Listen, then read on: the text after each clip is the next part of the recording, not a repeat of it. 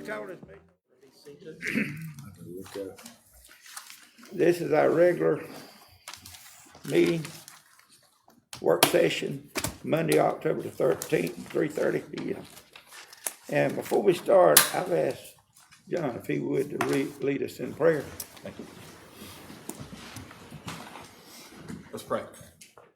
Dear God, we thank you for this day. We thank you for an opportunity to come in here and conduct the business of Ware County. And Lord, we ask that you would watch over and protect us and lead, guide, and direct us in every decision that we make. In Jesus' name, amen. Amen. I pledge allegiance to the flag of the United States of America and to the republic for which it stands, one nation, under God, indivisible, with liberty and justice for all. Will you be seated? Okay. We have Employee of the Month. Miss Teresa, will you come up, please? Good afternoon. Afternoon. So we got a nomination from Lance Adamson, our Recreation Director, for Mr. Logan Yeomans, and I will read the nomination. Logan began with our department as a part-time employee, and through his hard work and dedication, earned his way into a full-time position. His journey is a clear example of what commitment and determination can achieve. Logan has shown that he can always be counted on. He is dependable, takes pride in his work, and completes his tasks with care and consistency. He works well with others and is always willing to step in and help when needed. His positive can-do attitude makes him a strong influence on the team and sets the tone for those around him. Safety is something Logan takes seriously, and he carries out his responsibilities with a steady awareness of keeping both staff and community safe.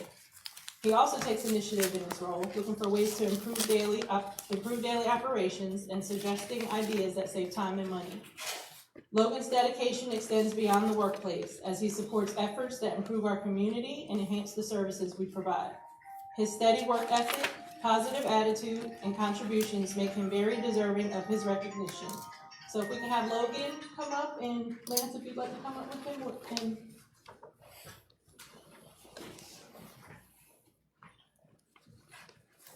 and go up front, you want to take a picture? Yes.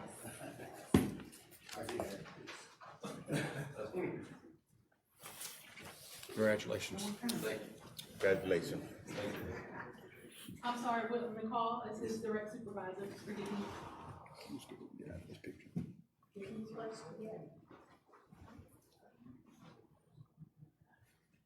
Hold on just a second.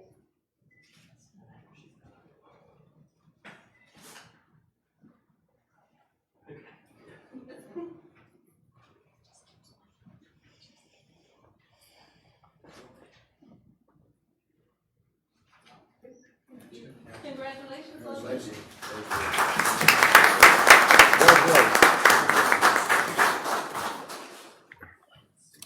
Okay. There are guest speakers not on the agenda. Mark Wiles with the forestry.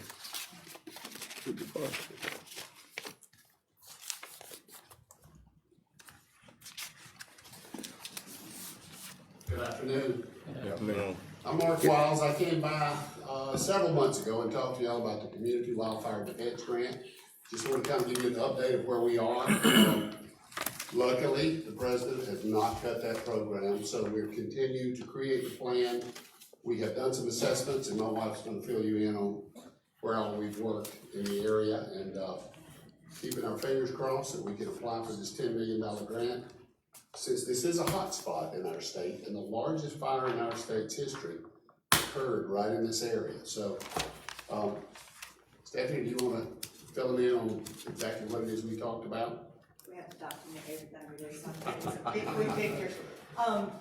We've been working alongside Dee Meadows, your fire chief, and looking at different plan units within the county. And this morning, we got to meet with Captain Joe McFall, Captain Andrew McCarthy, and Lieutenant Evan Dixon, and they were super helpful. Dee had gotten us together some assessment forms, and the assessment forms is a rubric that we use to go into communities to kind of assess the risk. gives us a number that we can apply to determine if it's an extreme risk, a high risk, a moderate risk, or low risk.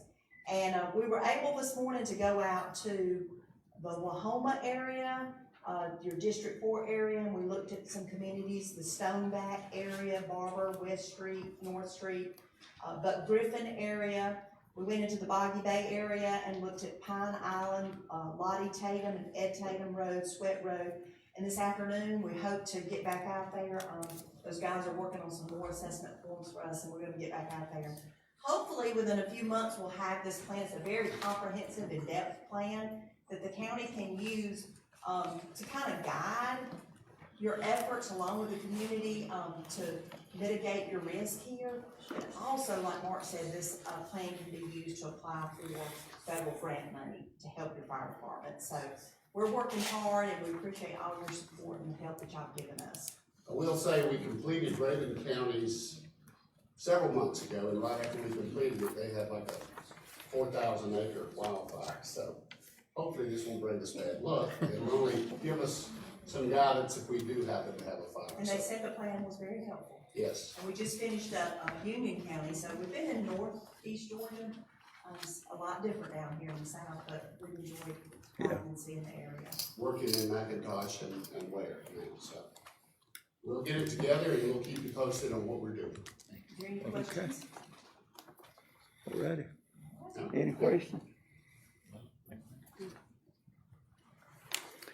All right, thank you. Is there any more speakers? We need to do roll call. Roll call. Okay. Let's do a roll call. Mr. Burson, Present. Mr. Tindall, Here. Mr. Lucas. Here. Mr. Cox. Here. Chair's here. Okay. Sorry about that, I forgot that. Roll call. Okay.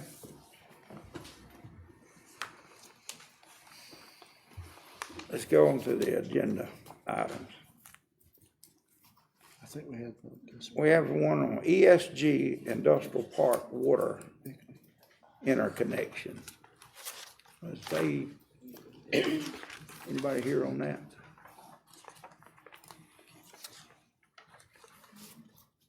James, do you have anybody here on that? Water? I don't see anyone. I've texted the city? city manager and asked were they coming today. He's I not haven't coming. he hasn't responded back, Okay. so.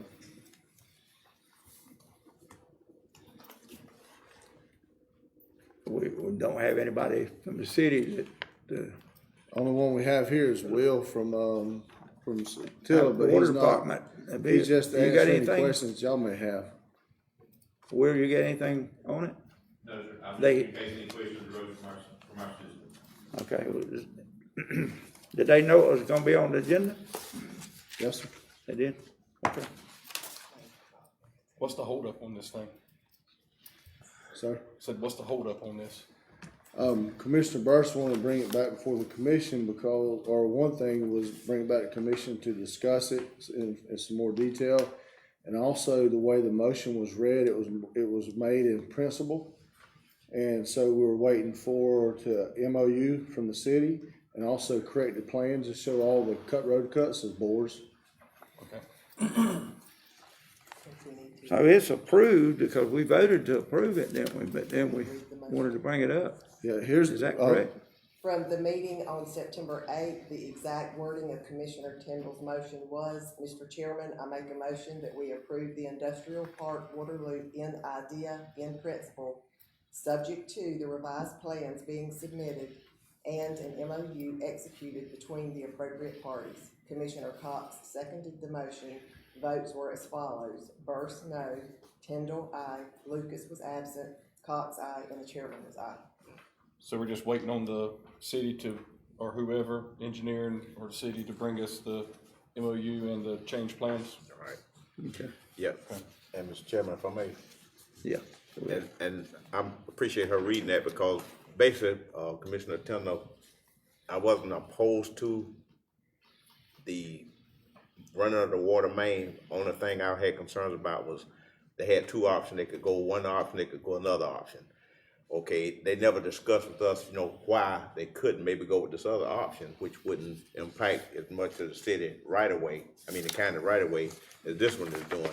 And also, we don't have any plans, anything as far as showing what they're gonna really do. In other words, I know they're gonna run the line, but we just need to find out all the particulars. So that's why I was opposed to it, because to me, we don't have clarity as to exactly what we're gonna really be doing, other than just running a water main. And I understand that, and I understand the rationale for them wanting to run the water main because of the redundancy in the water system and all, and how all that works, you know, about the stagnated water and all that. So just want to try to get a little bit more, because they basically came and told us what they gonna do without really getting any type of input from us. Right. So we're waiting on them two things they gotta Yeah. do anyway, so we all right. Yeah. Okay, you all right for that?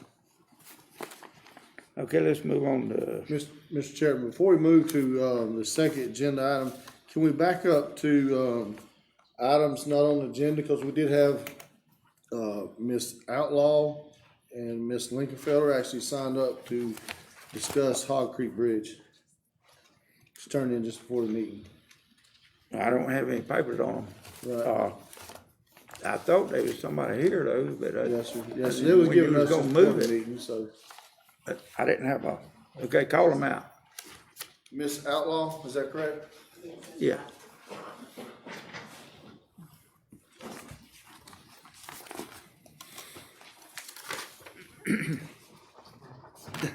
Thank y'all for coming. This is Judy Lingenfelter, 5701 Bickley Highway. We are talking about the Hog Creek Bridge replacement. The Hog Creek Bridge has been opened, closed, repaired, open. It's still a big drop down, and as far as we can tell, this bridge was built in 1949 to replace a wooden bridge. It was deemed unsafe and closed and repaired about 15 years ago, but we all know it needs replacing. We've known it. But this bridge, as I've told you before, literally divides our community in half. And I just wanted to refresh your memory today and to let you know that time is critical here. I guess we kind of got involved during Hurricane Helene, when everybody was hanging out for 18 days at the fire station and talking about the bridge. We didn't know what was going to happen. January 22nd, legals of this year, the legal was put in the Journal Herald, so we knew, okay, it's gonna happen, but we didn't know what all the jargon meant. We kept asking. We found out on August 11th, when Glenda Brooks met with the DOT to deed her land for the bridge, that there were no plans for a runaround. So we investigated and found that they had, the state's drawn a map, and you have a copy up there. It's 27 miles one way to detour around this bridge. That same day, I sent emails to Dusty Mercer, Kimberly Nesbitt, these are people with the State Department. Had a phone call in August with Georgia Bridge engineer in Atlanta. He said on that phone call to me that there were no plans, that our county had signed off on it in 2022. Some of you weren't even here there, at that time. But the point being, we're running out of time now, because they're talking about doing this in January, starting it, and it being closed for 12 months. Picture yourself just a minute, living on one side of this bridge and your 87-year-old mother living on the other side. And you go by and check on her every day. And it's 27 miles one way to get around there. And then there's, all the other equipment that we've already talked about, the fire, the ambulance, whatever, the school buses. School bus crosses that bridge, was 6, now 4 times a day. They pick up their first child at 5:30 in the morning. How can they pick them up any earlier to get? They would require them to do. They'd have to probably pick them up 45 minutes earlier in order to go back to US 1 and around to the other side of the bridge, Picture a farmer who's got a field on this side and equipment on this side, and we're asking them to go US one, 4-lane highway, tell more to get there. The list can go on and on and on. It's urgent, it needs taken care of, we need a runaround of some kind, but we need to get on it right now. This is happening, they're talking about starting in January. And another thing that I had not thought of was the fact that, fire protection through your homeowners there's a protection class you're in. And if you're on a highway and you're so many miles from a fire station, you might be class 5. But if you're on a dirt road, which most of us are, or if you're too far from a fire station, I talked to 2 agents about this.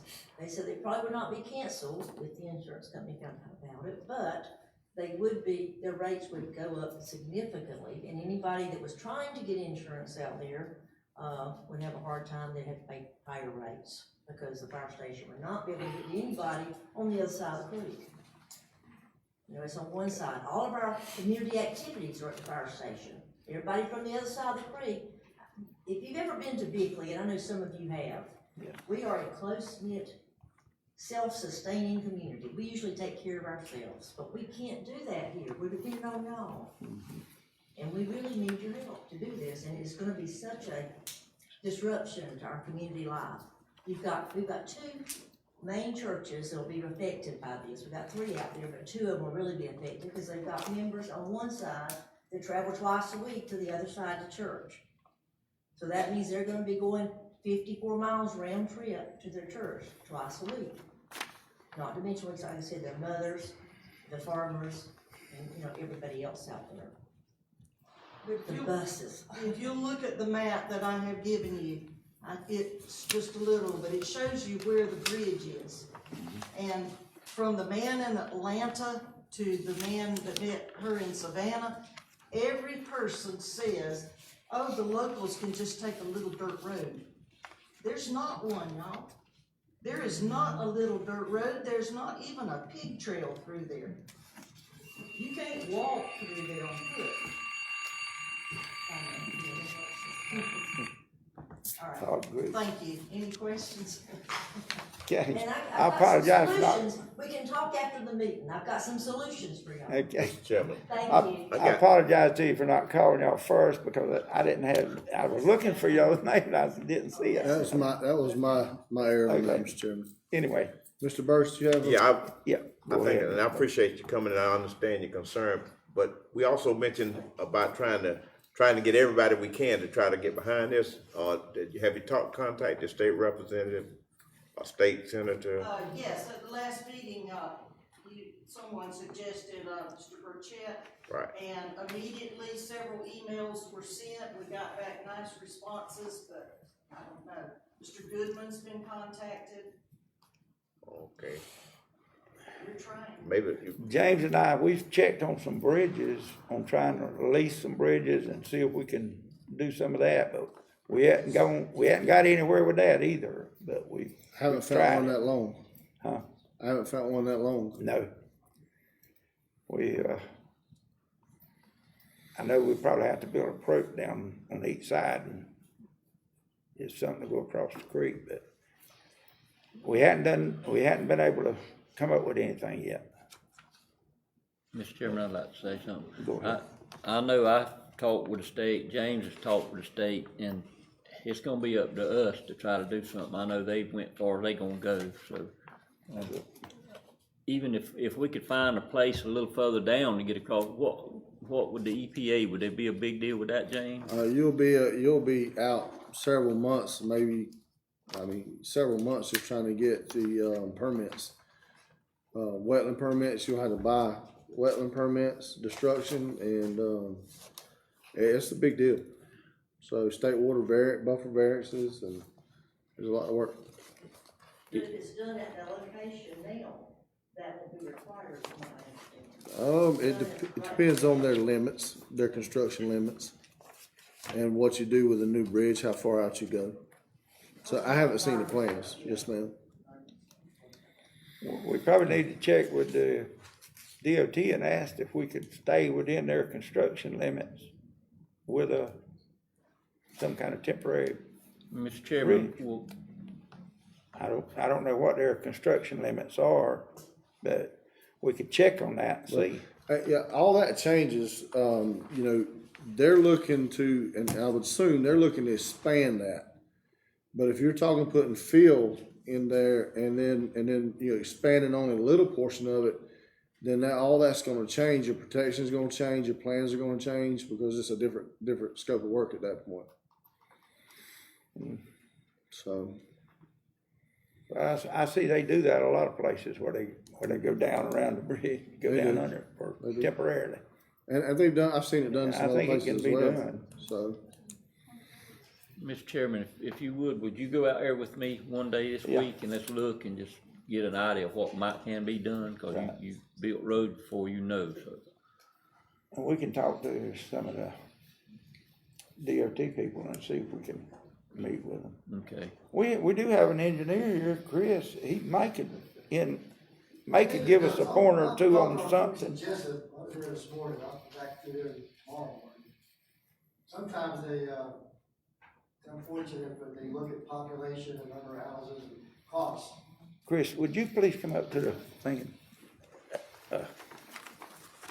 It's not a project we're familiar with or working with GDOT on through our contract, the Jessup District. And like Mr. Schubert says, sometimes the DOT looks at, while it's unfortunate local impact, 50-mile detours, pretty extreme, but not unheard of if it's only a few houses. So it's probably worth following up again with the Jessup District and the folks downtown.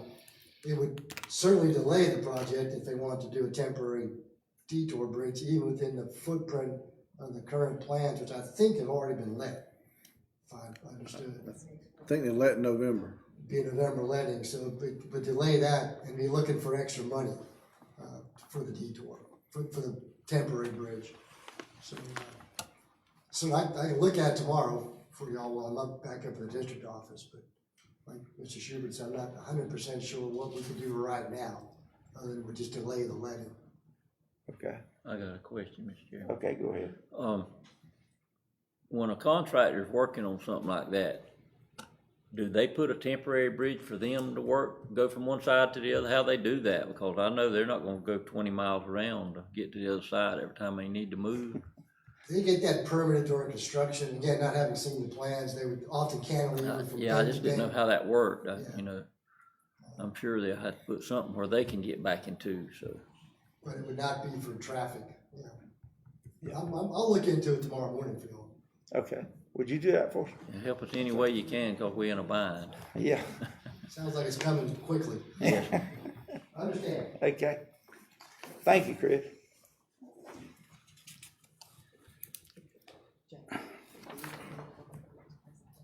Anybody else got anything on that could help?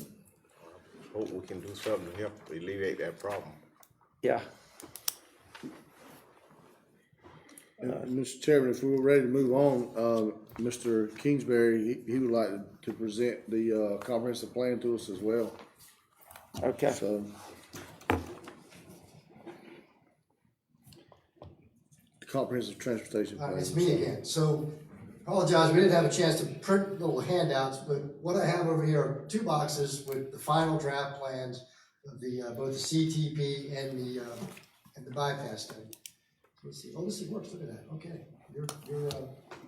Your screens match my iPad.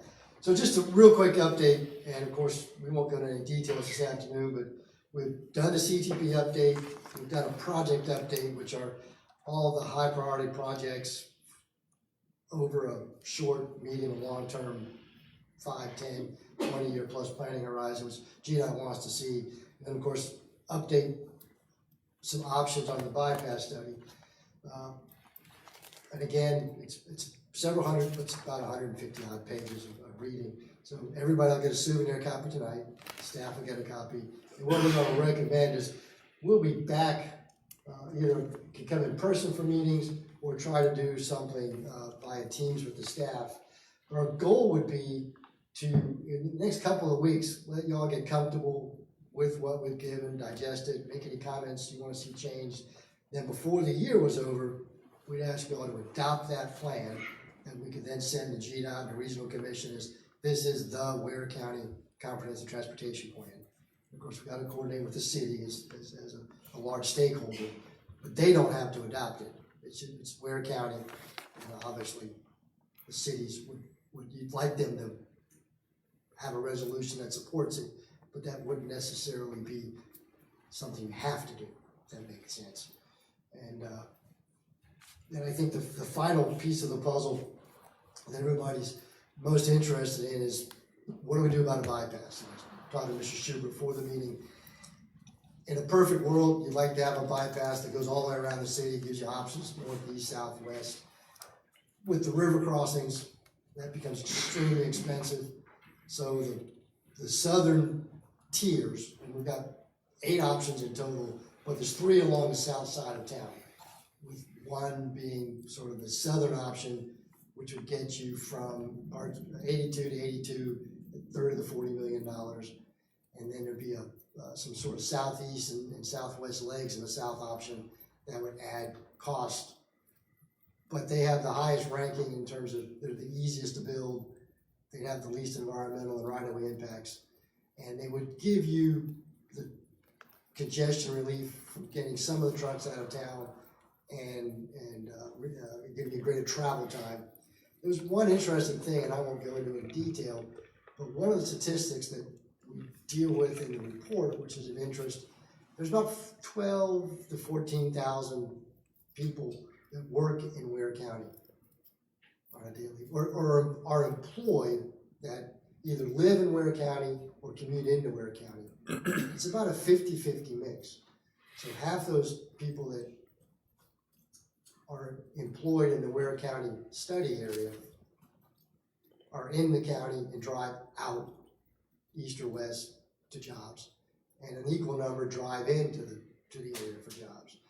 So that's a number that GDOT will look at closely, because it shows you've got a lot of people moving in equal directions. And while everybody probably primarily might use 82 as the east-west corridor, your congestion in town becomes something you want to try to solve. So the bypass, we think, will score high in both the state and their regional plans. So that's where we're at. We've got the big copy, hard copies to leave with y'all, and the next coming weeks we'll be looking to get some feedback, and then when y'all are happy with it, you've got something you can adopt and send up to the state and start lobbying folks when the General Assembly is in session in January.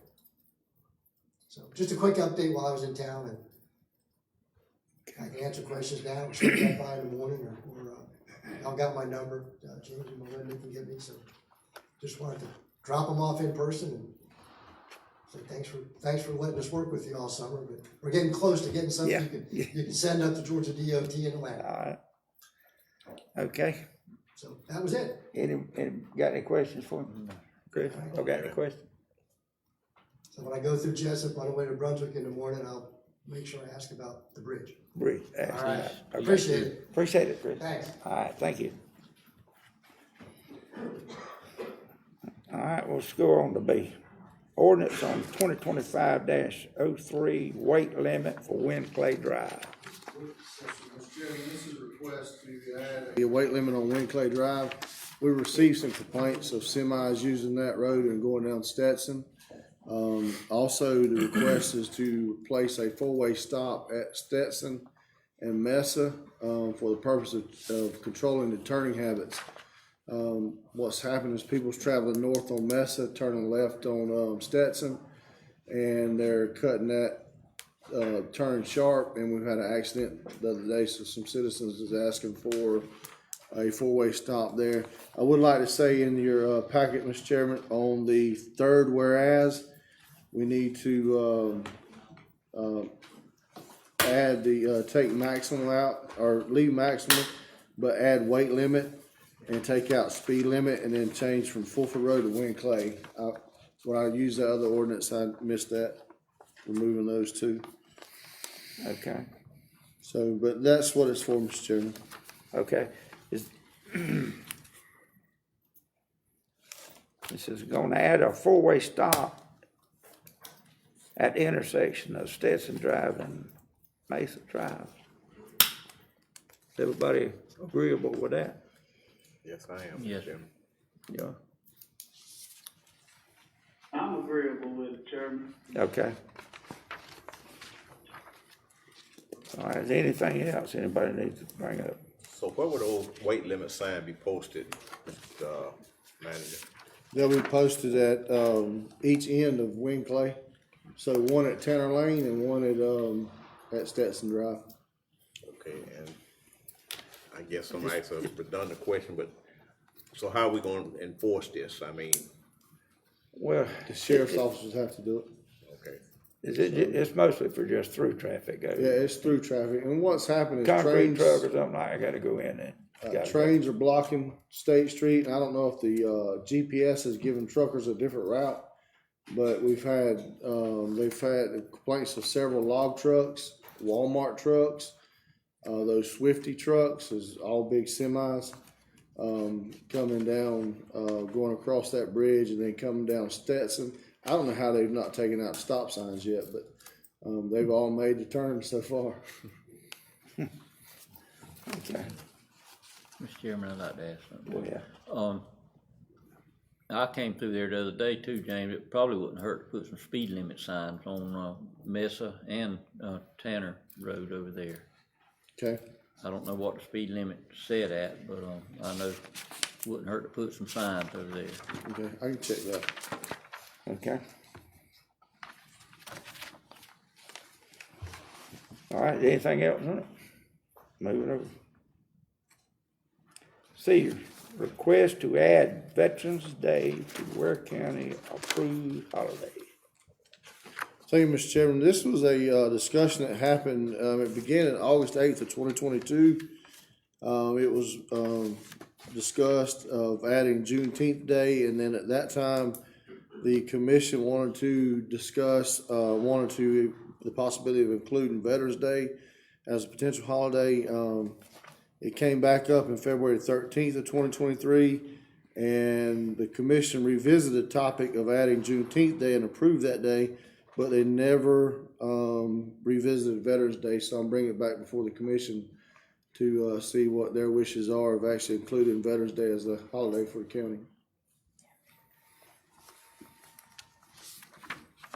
Y'all got anything on that? No, Yep, sir, I agree Chair. with it.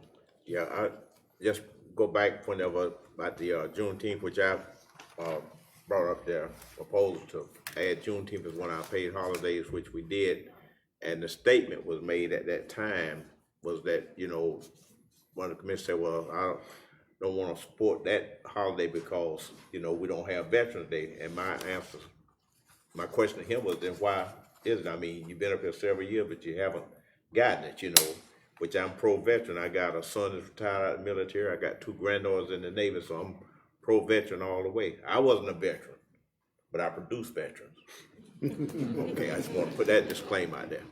But anyway, so that's when it come up about the Veterans Day, at that time. And I was just wondering, well, why all this time? Because most places have Veterans Day, and why they didn't have it at that time. So, I'm pro-veteran, and I don't know, I think we got, 11 paid holidays right now? Yes, sir. Okay, and that's pretty much like the norm, I guess? Yes, sir. And there's one more. I researched it for you back in 23. Yeah. But I don't have the notes. Was gone last week, so I couldn't look it up. Yeah. For you. So that's how it come up about the veterans. 12 and 13. Do what now? I did some research too back a couple years ago when we brought it up, and our surrounding counties have 12 and 13 paid holidays. Okay. Yep, so I just wanted to bring that up. That's how that veterans got thrown into the mix, about the holidays at that time. Yes, sir. Mr. Chairman, I'd like to say, I just think that's the least we can do for the veterans, just have a holiday, Yes, I honor agree. them, Okay. And, Mr. Chairman, for what it's worth, one of the things, when you start talking about the holidays, is people say, well, that's gonna cost the county a lot more money. Well, no, it really doesn't cost a lot more money, because when the budget is set, basically, the salary's already set for the whole year. So it's just that the employees won't be at work that day. And the only people will be getting pay, I guess, the essential, Yes, sir. public works, Public not safety. public works, but Public safety. public safety employees. So other than that, that's the only thing, so, They just get paid to stay home that day. yeah. Yes, sir. Okay. Any more discussion on it? Well, one other thing, Mr. Chairman. Mr. Young, maybe you can help me on this. Okay, now, right now, we have, well, Veteran Day is what, in November, right? Yes, sir. And we have Thanksgiving in November. Now, I don't know how, you know, with the government, but I know when I was in the private world working as, with CSX, the Veterans Day, they didn't honor it on that day, but they moved it like to the day after Thanksgiving, where the employees would have like 2 days right there together. And that's something, I don't know if that's something. I'm glad you brought that up. That would be, do we have right now, just Thanksgiving off now? Right, and so that would give them 2 days right there together. No, they get Thanksgiving and Friday off. You do have two? Yeah, I think we have. Thanksgiving and the day after. Okay, well, I didn't know. Oh, you do already have it on? Okay, so you already have it, okay. So this would be like 3 holidays in November. Just give them Wednesday then. Yeah. I'm good with Veterans We Day don't oppose it itself. though. We don't, I don't have any employees that oppose it. That's all I have, Mr. Chairman. Okay. Anybody else? No. All right, let's move it over.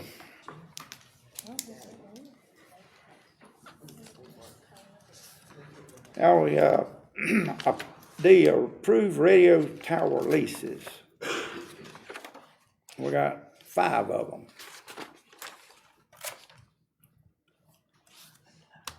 That's what Monroe.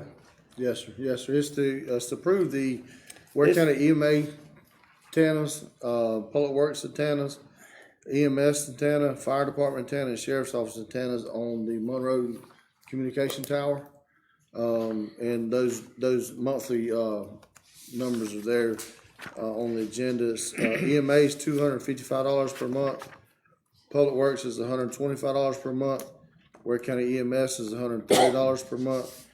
And Ware County Fire is $230 per month. And then Ware County Sheriff's Office is $130 per month. We do have on each lease item, if you go to number 14, we're going to cross that out because that's the hold harmless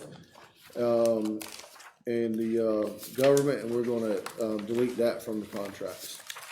Okay. Because you can't. Now, there's a little story behind this thing, ain't there, about he's possibly selling these towers, and Jonathan, would you come up here? I'll ask Jonathan to come up. He knows that entire story. Yeah, I mean, because this lease may not stay like this. This is reasonable, ain't it? And this is for real reasonable. 10 years. It's one year, and they renew every 1 year for 10 years. At the same rate. Yes, sir. Well, it's 3% or something. Thank you, Mr. Chairman, Commission. What Monroe Communications is requesting is the county enter into a power, a lease agreement for the antennas that Ware County has on his tower. Mr. Monroe has allowed the county to be on his tower for some 40 years at the same rate that is in the lease agreement. So he has asked that we enter into a lease agreement with him. He did not have a lease agreement other than a verbal lease agreement with each department at that time. And so he's wanting to put a lease agreement for the antenna space. It's not the equipment. Ware County owns the equipment on the tower. It's just for that space for the antenna to be on that tower.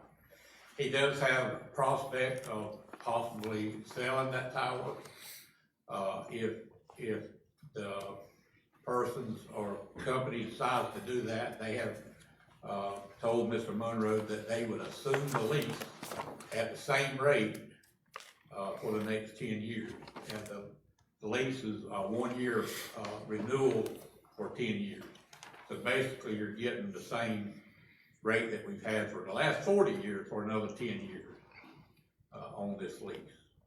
And what this is doing is just actually putting it on paper. As before, it was just a verbal gentleman's agreement with the county, back there in the early 80s, late 70s, when we first did this. Okay. Mr. Chairman, let me ask you. Anybody? Yeah, Okay, go ahead. Johnson, I'm just asking cause, like I said, I don't know. I don't understand, like I said, we're renting the space out to put the antenna. So just like with the fire department and then the sheriff's office, it's like $100 difference, is it? It's based on the height of the antenna. The rate is based on how high their department's antenna is on that tower. I got you. So there's a fluctuation in rate. Okay. The amount is based on where it's located on the tower. Yeah, cause the rest of them except for EMA, it's about the same thing. So I guess y'all have a taller. We're pretty close to the top of that thing. Okay. Other departments are a little bit lower, and so the rate's based on the height of the antenna. So the height means better reception and stuff, or? Yeah, basically, yeah. Okay, I Talk a didn't know. little further. I didn't know if it was bragging rights to say, well, we on the top, you know, I've been bragging about you that. but it's costing us. Yeah. Okay. Okay. Any other questions? Y'all got any more? Okay, thank you, John. Thank you. Thank you very much. All right, let's move down. Okay. Resolution 2025-20, approve rural public transit grant application. Yes, Mr. Chairman, this is the 5311 grant application to GDOT and the U.S. Department of Transportation. I think we do this every year. It's the transit that the Southern Georgia Regional Commission runs for our 18 county region. And it's where citizens in the county can call and schedule and get picked up and get transported to their doctor's appointments or their events. Okay. It doesn't cost us. Yeah, and there's no cost to the county. Y'all got any questions on it? Is this mostly relegated to like medical for doctor's appointments, stuff like that, or? I think where most people use it for that. Okay, So, okay. Man, that's good. Qualify for it, I guess. and I think you can use it for what you want to. Yeah, I don't think it has to be for medical I think purposes. that's most people use it for Okay. medical, and nursing homes use it to transport those patients to. So I think it's used quite often. I think that's a good thing for our citizens. Okay. All right, let's carry it over. Necessary stuff.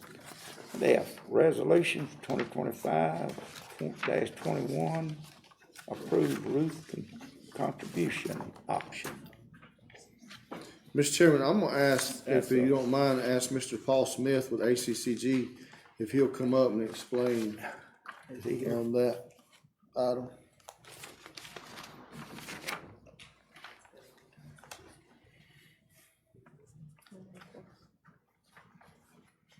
Good afternoon, Hey. Good afternoon, Paul. Mr. Chairman and Commissioners. I'm Paul Smith with ACCG Retirement, and we currently have a plan that is a defined contribution and deferred compensation plan with Ware County for the employee's retirement plan. And what we're asking today is to give the employee another option. It's called the Roth option. Currently, we're in a pre-tax plan. What happens is if the employee makes $100 a week, they contribute $10 to this plan, they get taxed on $90. The Roth option, if they make $100 a week and they put $10 in the plan, they pay $100 in taxes. Well, why would you do that? The reason is some people want a tax break today on their taxes for contributing to the plan. And then they pay taxes later when they start and they qualify to draw from the plan, they pay their taxes then. Some employees, especially younger employees, like to go ahead and pay their taxes, and then when they draw, they don't owe any taxes. So it's just an either-or option. Any questions?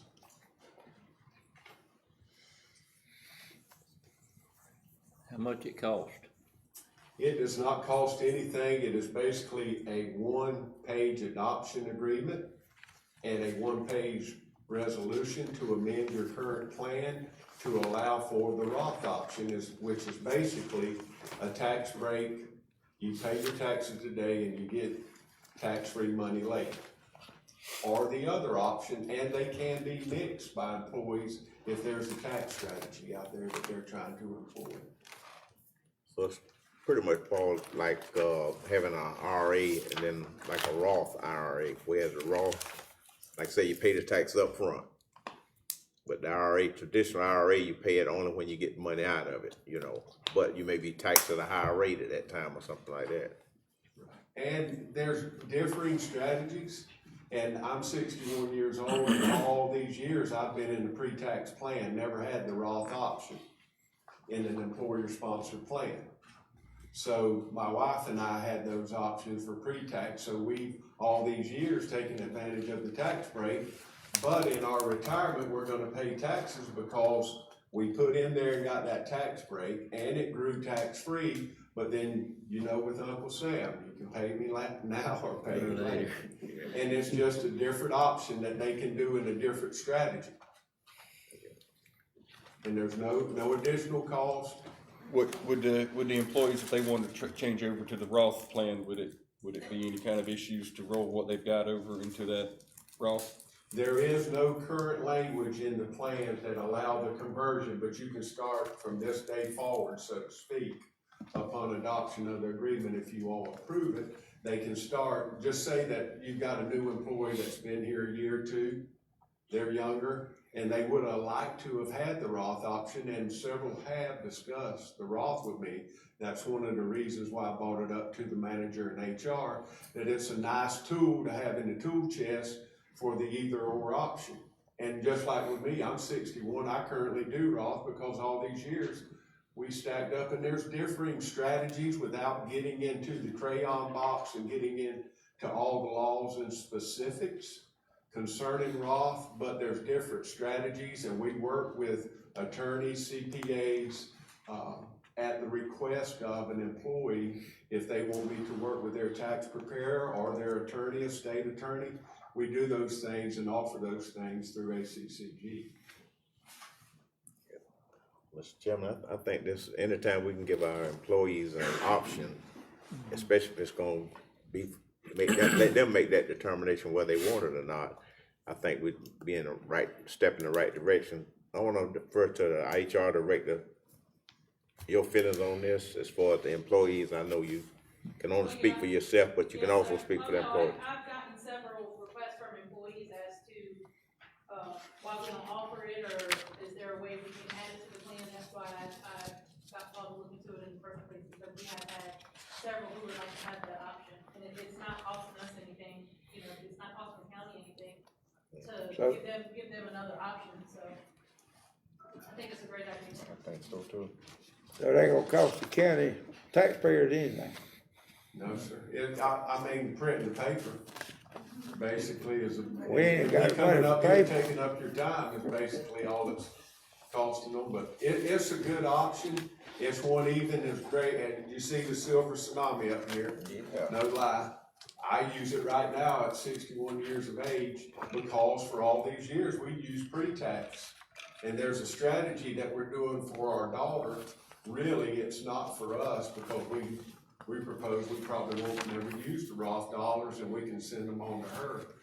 And it gives them an option where they can have it tax-free. I think it's a good idea. Okay. I really do. Yeah, if it don't cost us nothing, we'll be all right. That's as close as I can get to a promise, Chairman. Yeah, all right. Okay. It took All me right. years to get I him used to back have on how much is it gonna cost. That's what he used to ask me, how much it cost. Yeah. How much it That's cost? why I called him up, Barry. Yep. How much it cost? I'm just trying to be humble up here. I'm trying to use my low voice. I'm normally loud. Everybody can hear me. I don't need a microphone. So I'm trying to be humble and help the employees because it's like, the manager and the HR director. I've had several people that have asked me about that option, and I said, well, let me get with them and see. I think it would be good to have that option. Good. Okay. All right, Thank you. thank you, Paul. Okay.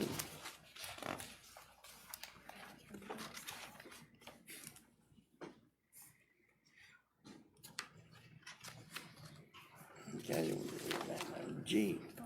All right, we have, alcohol license request for 2501 Plant Avenue. Dustin, Sir. okay,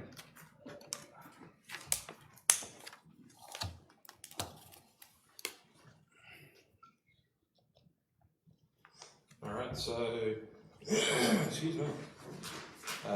First one that's gonna be, like I said, 2501 Plant Avenue.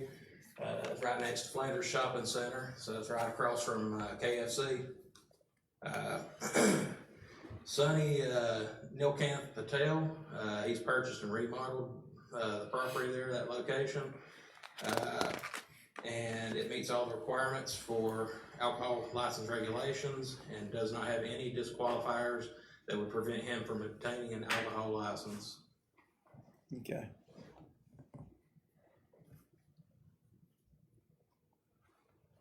Is that the old George's liquor store? Hmm? Is that the old George's liquor store? I think there was Manco Trophies there for Oh, a little bit. But it's like right at the end of Flanders. Mm-hmm. Oh, okay, it's actually in Flanders. Yeah, it's at the end of Flanders, so, I'll zoom in just a hair, so. Right here is KFC and Flanders Shopping Center, so it'd be up at the front part here. Okay. Oh, yeah. Okay, anybody got any questions on that?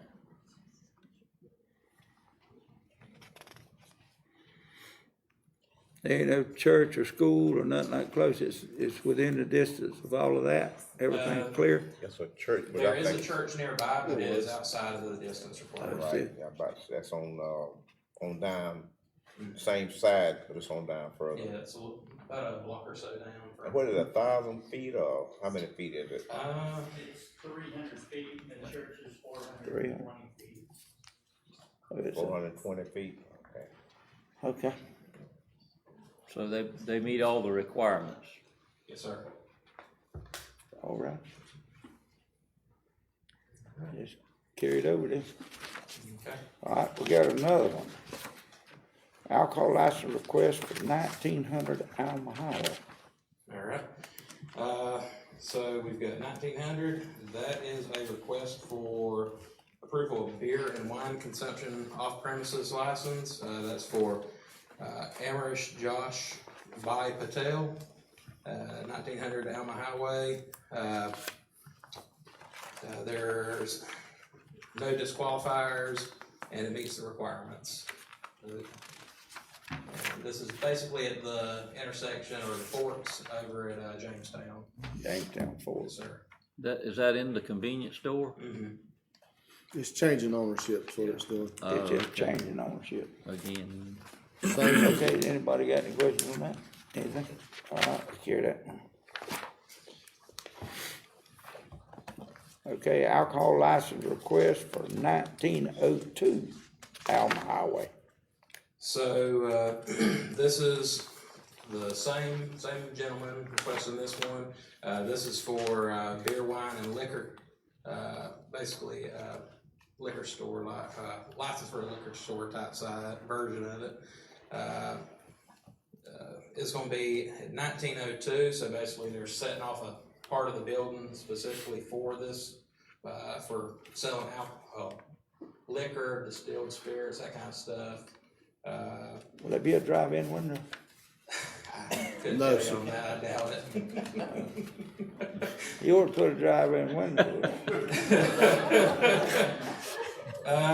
But Yeah, it but meets our first, might wanna go requirements by and, doesn't have any disqualifiers, so. And it's the same, Mr. Chairman, it's changing ownership as well. There's It's already a changing package store. ownership. Yeah, It's a package store there now, right? Yes, sir. package store.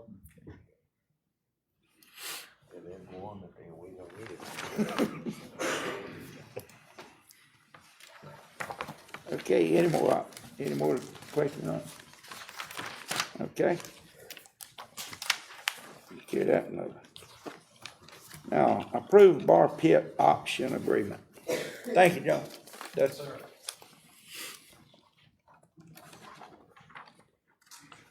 where's that bar pit at? That's, Mr. Chair, I'm gonna look that up. I'm sorry I didn't put that in the agenda. I think it's in Manor. It is, it's in Manor. Manor? Mm-hmm. Yes, sir. Where they wanting to put it at? I don't remember what the road was, I just seen it.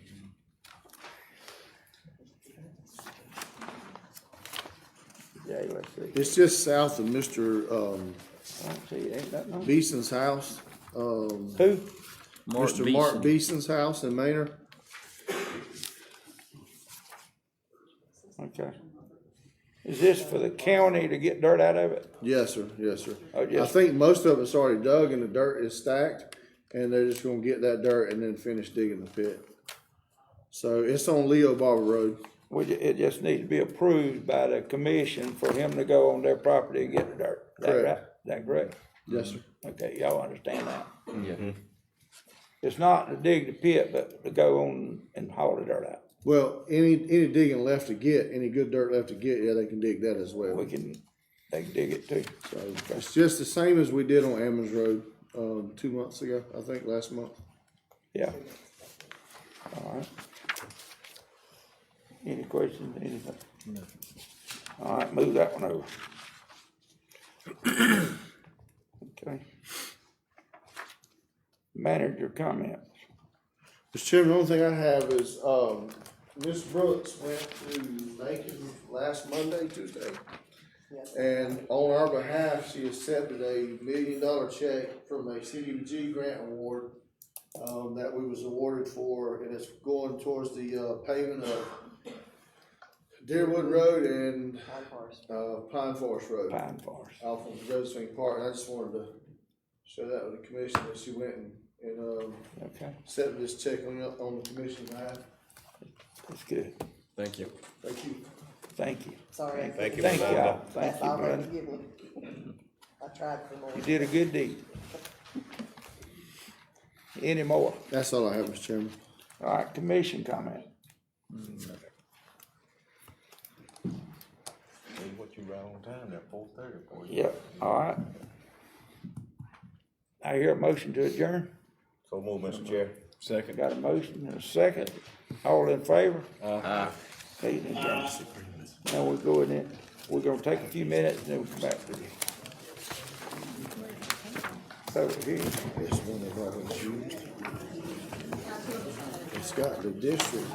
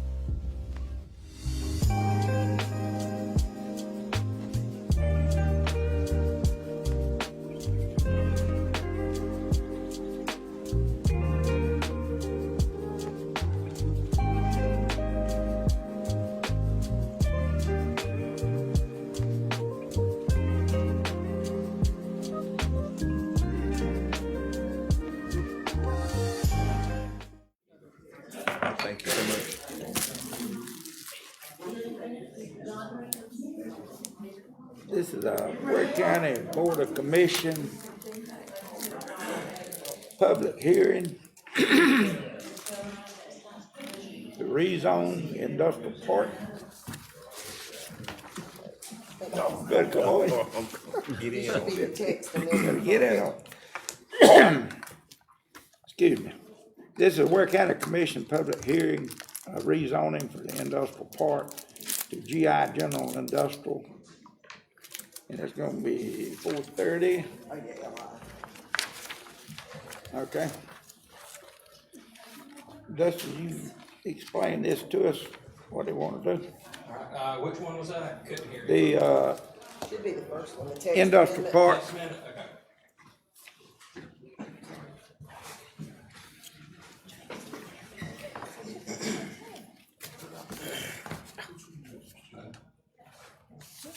All right, I'm on your road, yeah. Should be the Industrial text park. amendment, they're in order. Yeah, right here. James, a moment.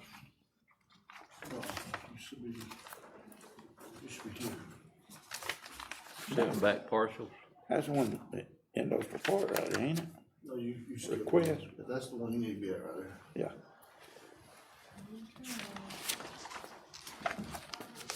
Okay, I skipped, I went over one, they stuck together about that. Okay, excuse me, I was wrong.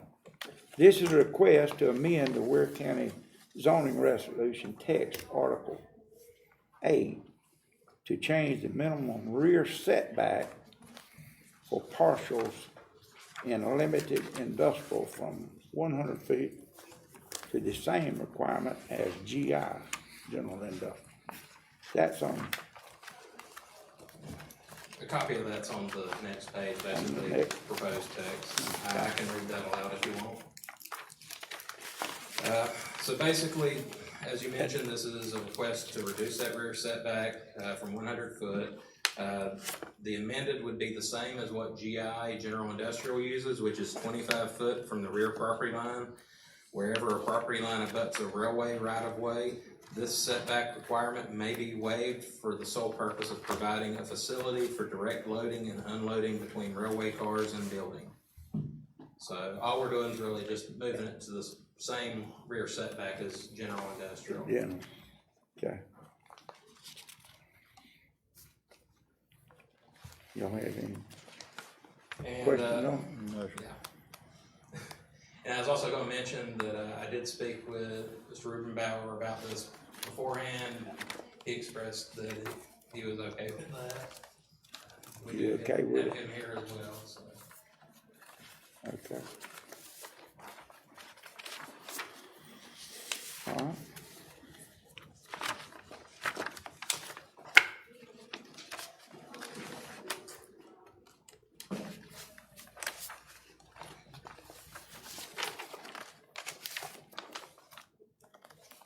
Got anybody oppose it?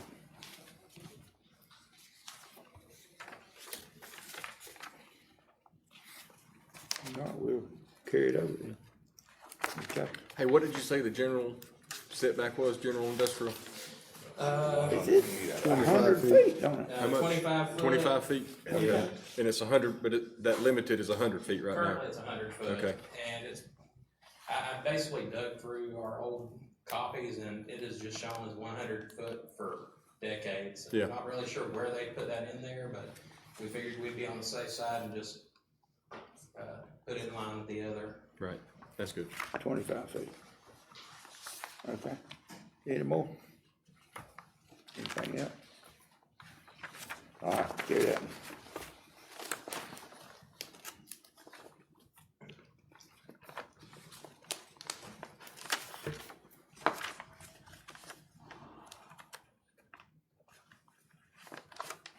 The next one.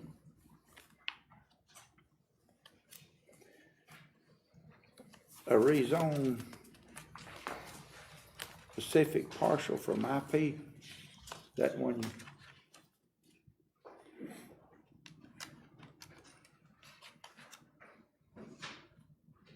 Are you ready for me, or? Do you want me to go ahead, or? Yeah, go ahead. Go ahead. So, basically, this is a request to rezone parcel number 050-03002. It's a typo on the staff report that should have said 001. 015, 016, and 021, from Industrial Park IP and SDD IP Industrial Park, which is Special Development District Industrial Park, to GI General Industrial and SDD GI, which is Special Development District General Industrial. So this was based off of a request by the Development Authority, and he is also acting as the representative of one of the other property owners related to this. Essentially, this is to open up more opportunities out there, because IP is a bit more restrictive on permitted use types out there and lot requirements. And GI would open up more opportunities for potential investments or industry that might be interested in that area. So, I do have a copy of the staff report, which goes over the items that were mentioned at the Planning Commission, as well as the adopted rezoning standards. And at the August 14th, 2025, Ware County Planning Commission, they voted unanimously to approve this request. Okay.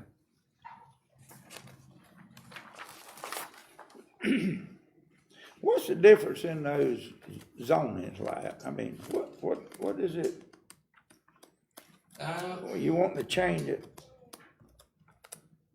The biggest difference is what types of permitted uses are allowed in different zoning types.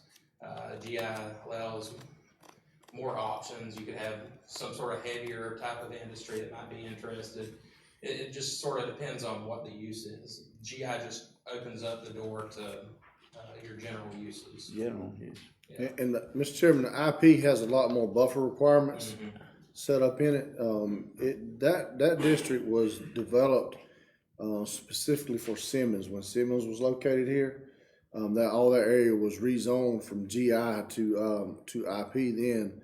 And then the spot listed on the map that's GI was rezoned from IP to GI to allow FedEx. But that IP district was created part of Simmons when Simmons was located here in the 2000s. But there's a lot of buffer requirements and a lot of facade. So like in the IP, you can't just have a metal building. You have to have some kind of masonry or some kind of facade on the front, which just drives up the cost of construction. Okay. That's all I have. Anybody got anything else? I don't have anything. Okay. Thank you. Move out now. And we do have Mr. Rumor here if you have any questions regarding that topic. So. Okay. Would have no pose on it. Okay. See the next one.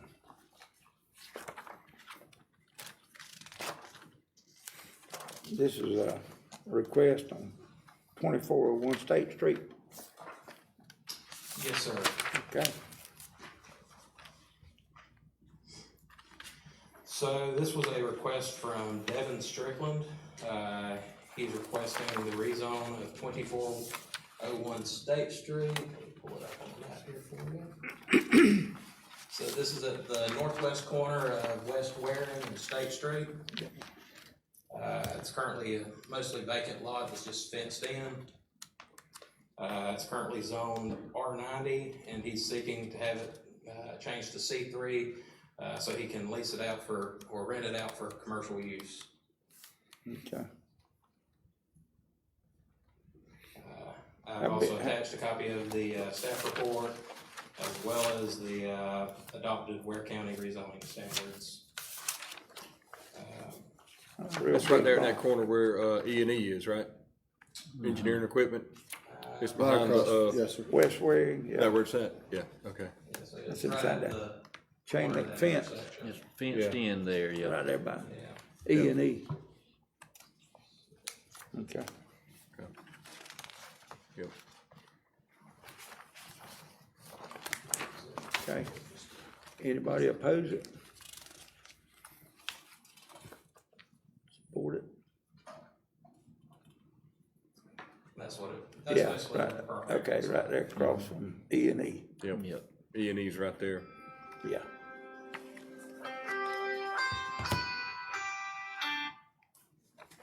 Okay. Nobody opposed, it's carried over to the. All right. Have one more, two more. A rezone request for 840 McKinley Road.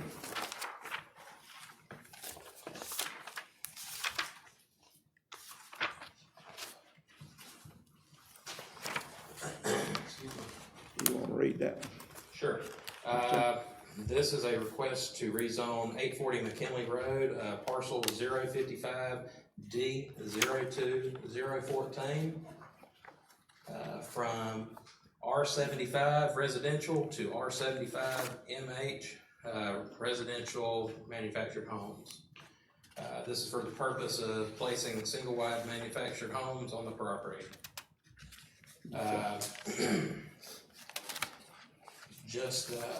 I've got a copy of the staff report and the zoning, the adopted Ware County rezoning standards in the packet here for you. And just to give you a bit of a background of it, to the north of it, you've got some R75MH, you've got R75MH below it, you got a trailer park over here, a little bit of R75MH right here. So, I mean, you've got a good little mixture of different zoning types over there, so,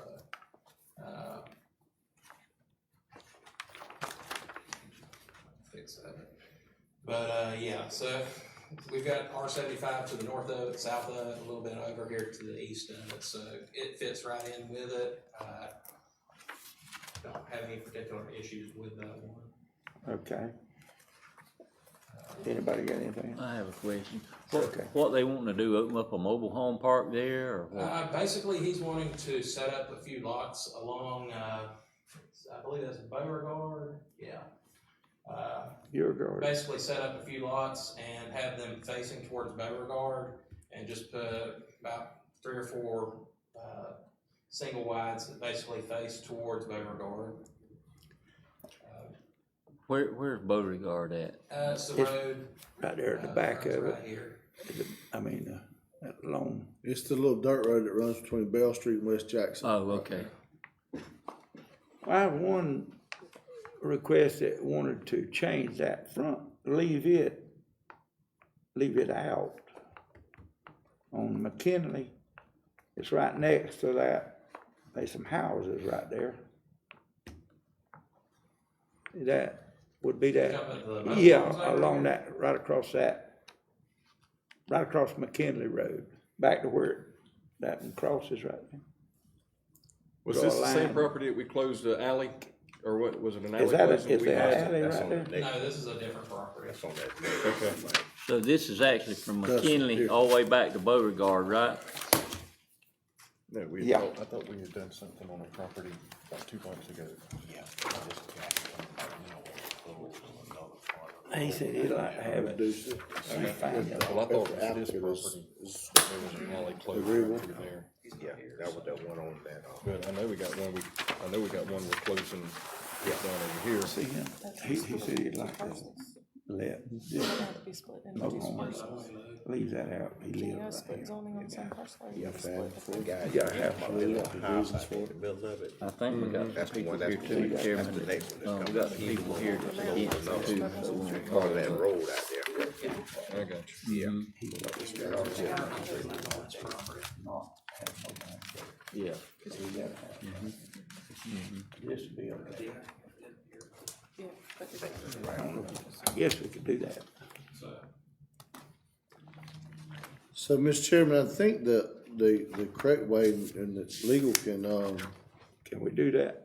can correct me, but I think the correct way will be to have whoever here is in oppose it, to stand up and say what their say is, and then anybody that here is for it, for them to get up opportunity. But my understanding, the applicant's not here, so I don't know how the board will, feel about going forward by reducing it without the applicant agreeing to it, if that's the case. But I would think you would need to go through and hear the opposition to the, rezoning and what changes they may, want to see, and then, at the same time, hear the, anybody that's for it. Okay, do we have anybody oppose it? Got All right, two come out up, there. state your name.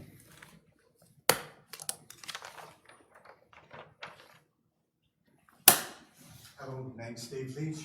I live in that little square on McKinley Road, just to the right of that. What's your address? 842 McKinley Road. Okay, go ahead. And, like I say, used to his father, the guy that used to own it, his father owned that whole block there from the end. And, as I understand it, his mother was living in the house that I'm living at now. But when she passed away, they sold it to me. The little trailer parks there at the end on the left, it was sister used to own that one, and she sold it and they put it in mobile homes. Now Jerry, the guy that used to own that property, had problems with people that lived in mobile homes come over into his property.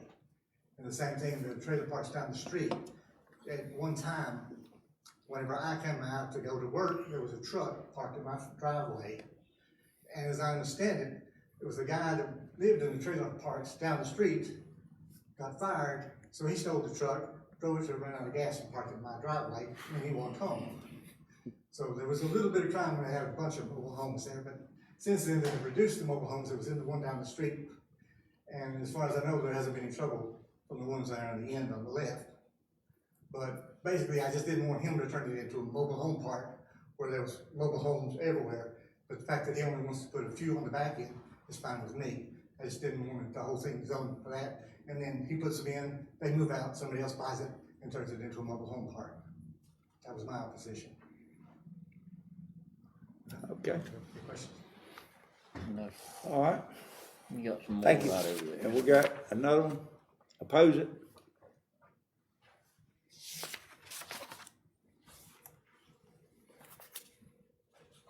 Hey, my name's Elliot Pittman. On the red corner right up there, and it's a shop, or right above it anyway, it's a shop. I don't want 100 trailers or 50 trailers sitting there, and that's the problem. Just because people's toting stuff off, walking across the road, going into my business, I don't want to put a 7-foot fence up and dogs in there or whatever, trying to keep them out. I don't want to do that. So I don't mind putting 2 or 3 trailers. I could care less about that. But putting, I talked to the guy and he told me he's wanting to put as many as possible in there, what he told me. So, when he said that, we're here. I mean, if he would've told me he's putting 2 or 3 in there, I wouldn't have never said nothing. But, or selling or whatever he wants to do, but putting another mobile home park. We've got 2 already, and, which are not too bad right now. They clean them up, but put in another one is probably gonna get worse. So, we're just trying to keep that out. Mr. Pittman, what's your address? My address is 2229 Bell Street. Okay. Okay. All right, thank you, Mr. Pitt. Yes, sir. I got a question. Any more? Let me get through. Okay. Anything from the commission? Dustin. Yes, sir. If we approve this, does that give him the authority to put as many mobile homes in there as he wants? Or if he puts a trailer park, has he got to go through planning to get a trailer park approved They there? have to go through planning, he'd have to follow the regulations for RV, not RV, but, trailer parks. So. Okay. They're a little bit more stringent than How many what can? we're talking about. Mr. Chairman. He didn't express to me, on our conversation, on the phone, putting a mobile home park in. He was just saying he was wanting to put a few, to avoid having to go through all that extra for that. Mr. Chairman. So he was talking about just doing 3 or 4. Okay. Mr. Yeah, Clerk? And I'm glad Barry asked that question, because what I want to find out is what differentiates between a trailer park and then if he just come in there and say, putting mobile homes in there. I mean, is it like a certain number of So proximity or what? We have them go in and they have to survey out individual lots for each of these. If it's a trailer park. Well, if they're just putting in the individual houses, trailer parks are going to have to present plans, and designs for the actual, mobile home park itself. But right now, if it, What would be the threshold of trailers? I mean, Right, like, once he hits 5 or 7 or 10, then it has to be, what would constitute him having, to, like, you know, if he just started throwing trailers up out there, what would cause this county to go in and say, no, now you gotta have a trailer park? That's what I'm trying to get Variance, at. yeah. That's exactly what I'm trying to get at. In other words, what they, I think, how big is the I property? need assistance on that one, because So, manufactured home park would be a minimum of 12. In order to qualify, you have to have a minimum of 12. The square footage requirement, and I'm gonna use round numbers, they may be off a little bit. The square footage requirement in the manufactured home park is, somewhere around 4,000 square foot per lot for a single wide, 5,000 square foot per lot for a double wide. The lots facing the roads are a little bigger because they still have to meet the county setbacks for that zoning district. But what he's talking, that the owner has told him, is they want to come in and do a subdivide these, some lots along Beauregard Street and place some homes on there. The minimum requirement, and what I'm quoting is with water and sewer, that's assuming water and sewer's down there. The minimum requirement for a mobile home in the R75 MH district would be around 7,500 square foot per lot, I believe. Maybe 9,000, something like that per lot. But then you got to meet all the setbacks per lot as well. Where if you do a mobile home park, you meet the front setbacks along the road, then you just got to have like 20 feet in between the homes. Or what have you, but a manufactured home park would have to come before the planning commission. Have to have a design with roads and so forth, and they have to go back before the planning commission and get it approved beforehand.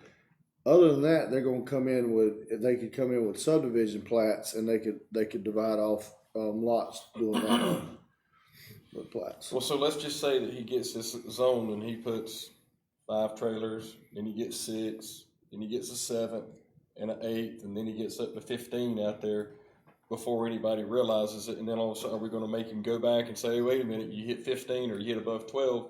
Now you got to submit all these plans, or we're got to tell you got to move everybody out. He would have to bring in subdivision lots, surveys for each one of those homes to put that many in there. Before he puts them in. Before he puts them in, yes. Okay.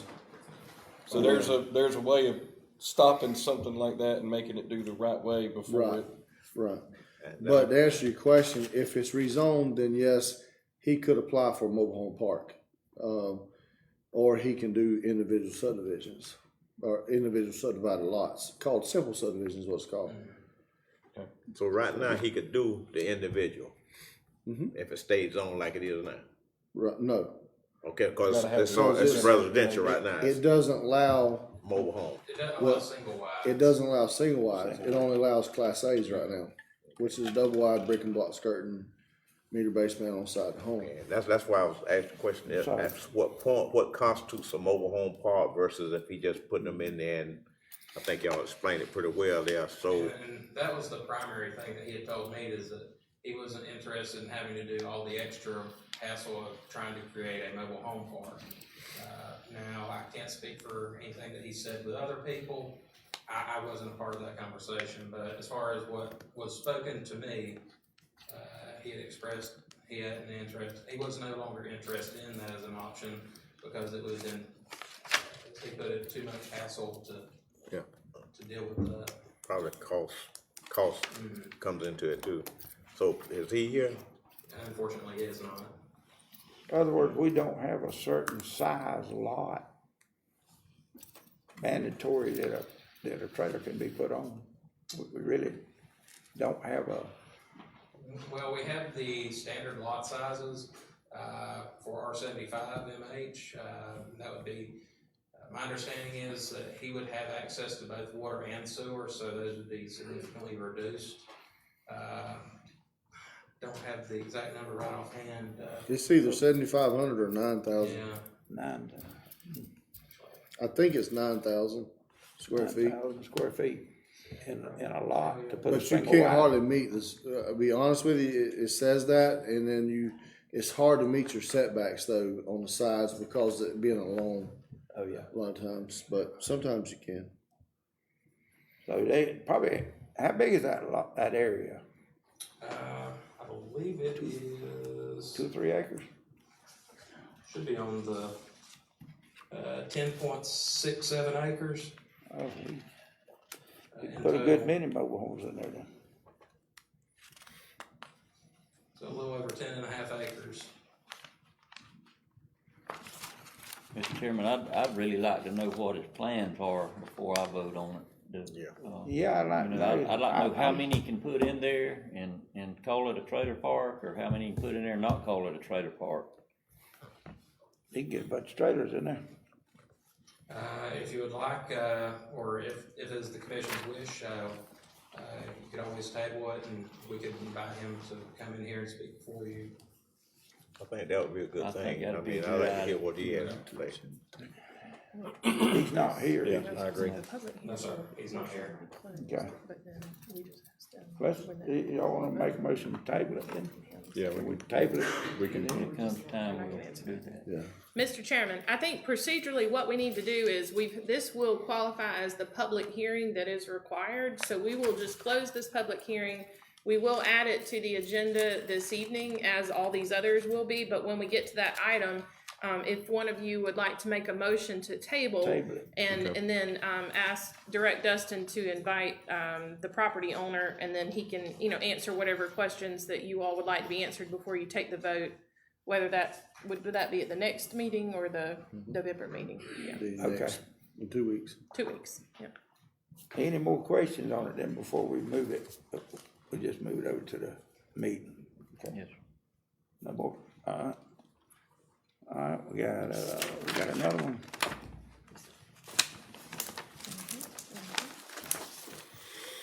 Yeah, public hearing on Center Street Road, closing and abandoning. You read that? Yeah.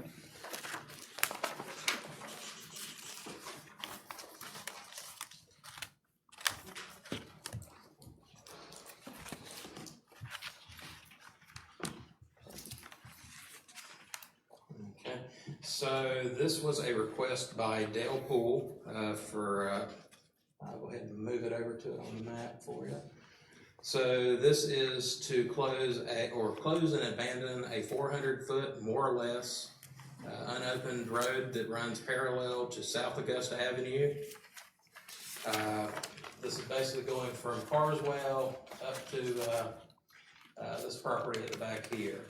It's currently a road that was dedicated back in 1948, or at least it was platted from 1948, but it was never opened, not formally. No maintenance has been done on it prior, so the property owner was seeking to close that, or at least the property owner adjacent to it.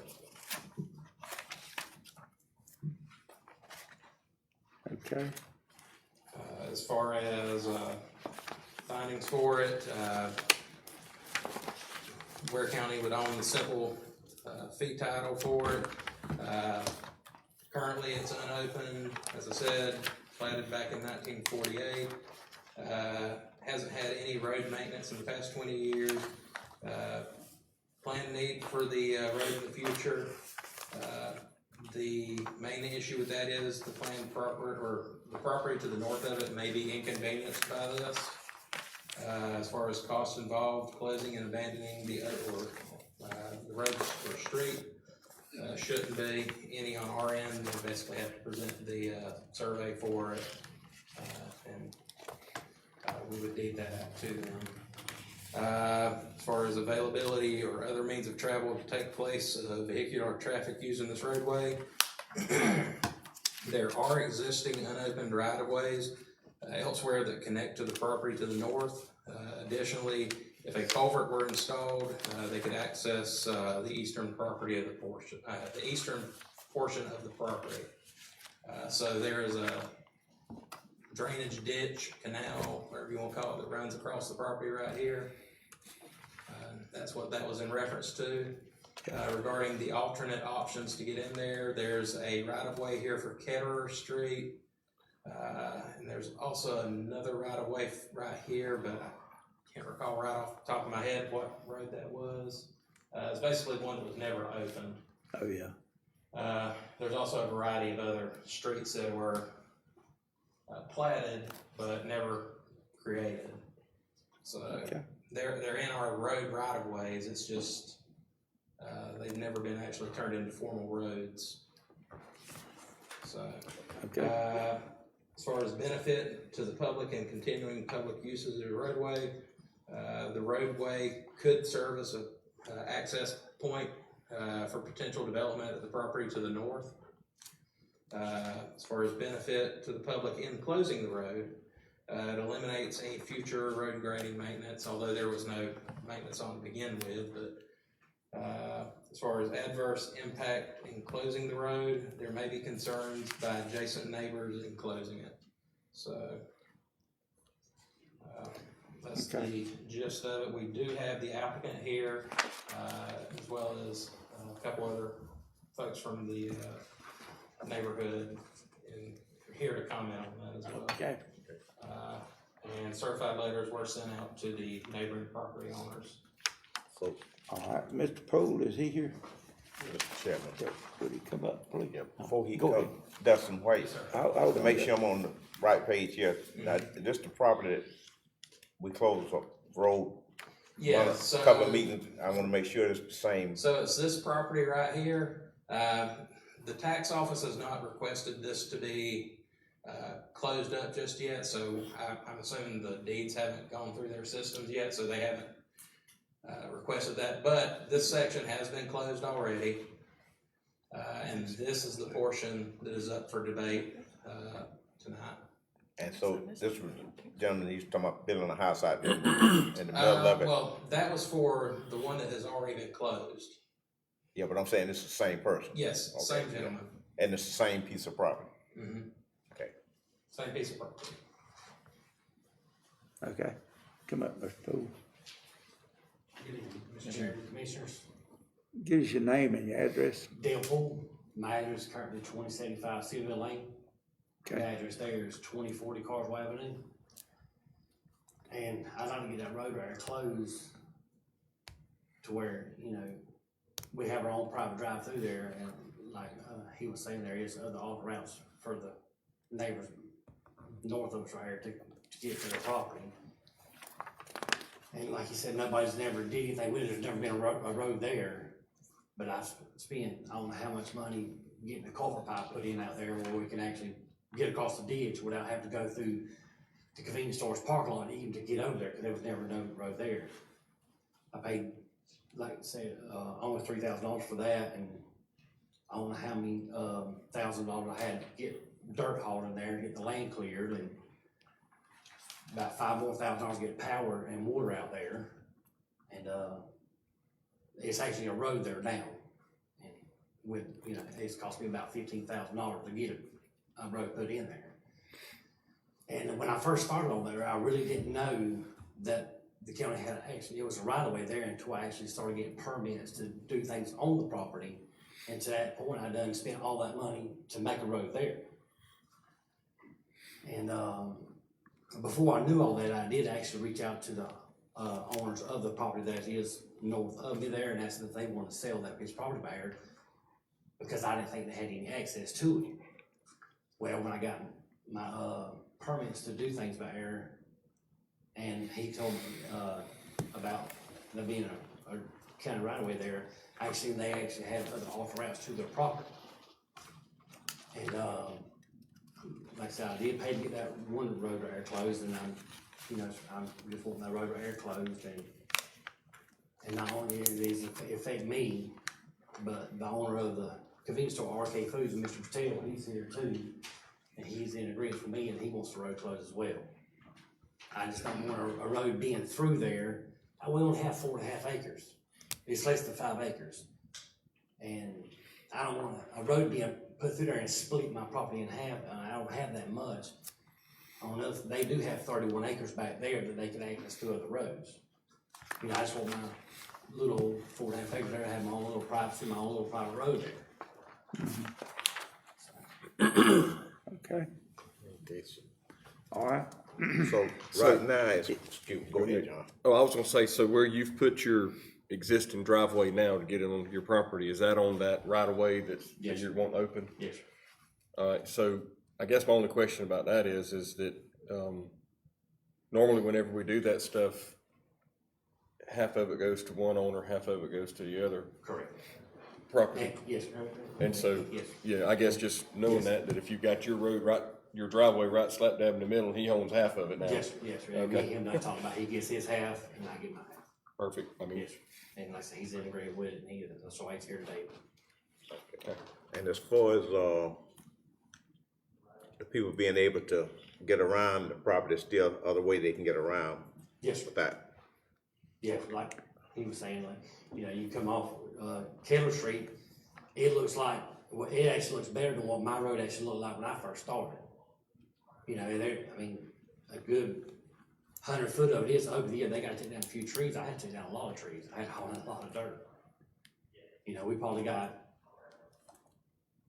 30 loads of dirt that we hauled in there, you know, that I had to get paid to haul in there. And like I said, I mean, didn't know that was actually county had right of the road through there until I started getting permits to do things back there, which at that time I done spent a little over almost $15,000 to get everything through there.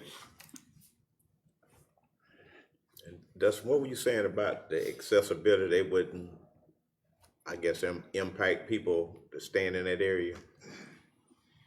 That was one of the concerns that was brought up regarding that, was that, the access to the property at the rear of it, where it dead ends there. That's that long strip on the back there, where there's no, So that's this property up here.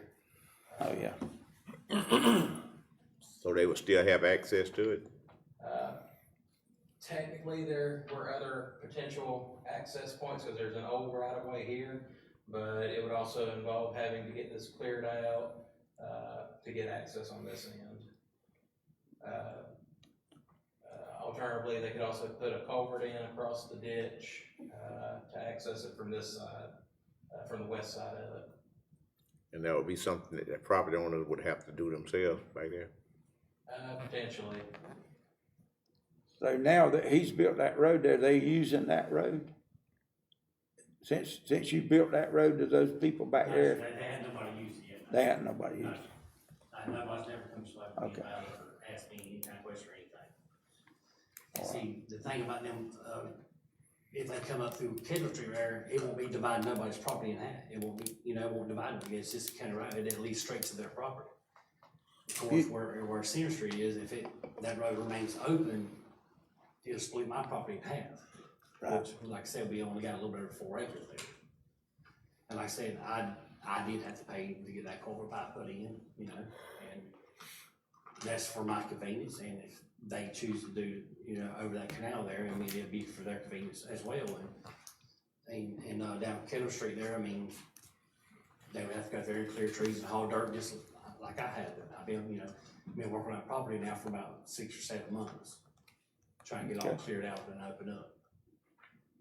Okay, so, and you had to incur the cost to put the pipe across so you could have access? Yes, sir. And that's why I was asking the question, if back here, if they would, whoever the property owners there, they would have to do the same thing? Yes, sir. Yes, sir. Yes, sir. If they got out, they'd have to build them a road. Which Okay. Is anybody opposed it? Would y'all come up?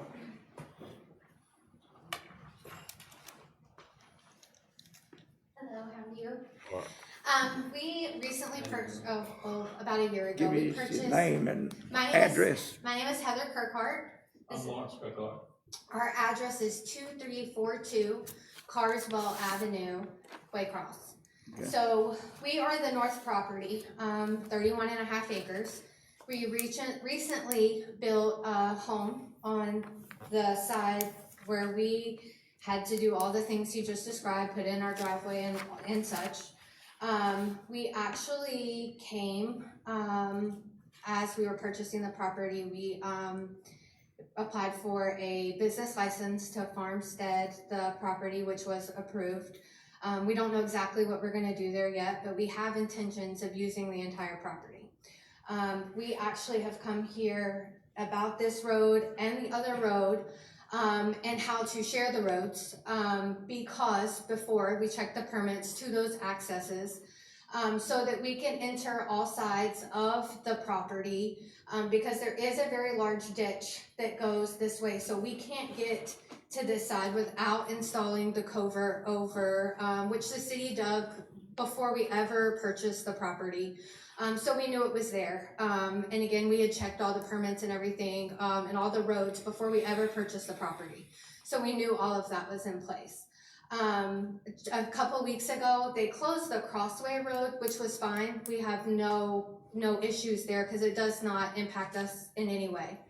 We were never able to access this, the road that's in question now because it had a fence. And plus, we've only owned the land about a year. We've lived on it for literally less than a month since our house has been complete, so we have not been out there very long. The other access was blocked unless somebody made them unblock it and share it by the auto yard that's on the other side. And none of those other roads that are city roads or county roads are accessible or even there. You can't get to them. So in order to utilize that whole property, it's over a quarter mile from each access. So like if we were to have farm, right, so if we were to use farm equipment, animals, anything of that nature, you'd have to come out on Carswell Highway and go all the way around the block, which would be highly inconvenient if you could just get to the accesses instead of stopping traffic. That is essentially the issue. And we never wanted to close a road. We haven't applied to close a road. We just equally want to share the road, which is why we did all the research we did before we purchased 31 and a half acres. So you knew that road was there when We you did. purchased it? Yes. I mean, it was already open. Yeah, well, it was there. It was just it's in the plat. So we knew the accesses before we purchased that amount of property. The realtor went over everything with us. Had y'all made any effort to help build a road? No, like I said, we've been there less than a month. He's reached out and asked to purchase property. That's really all he's done until we were not interested in selling the property.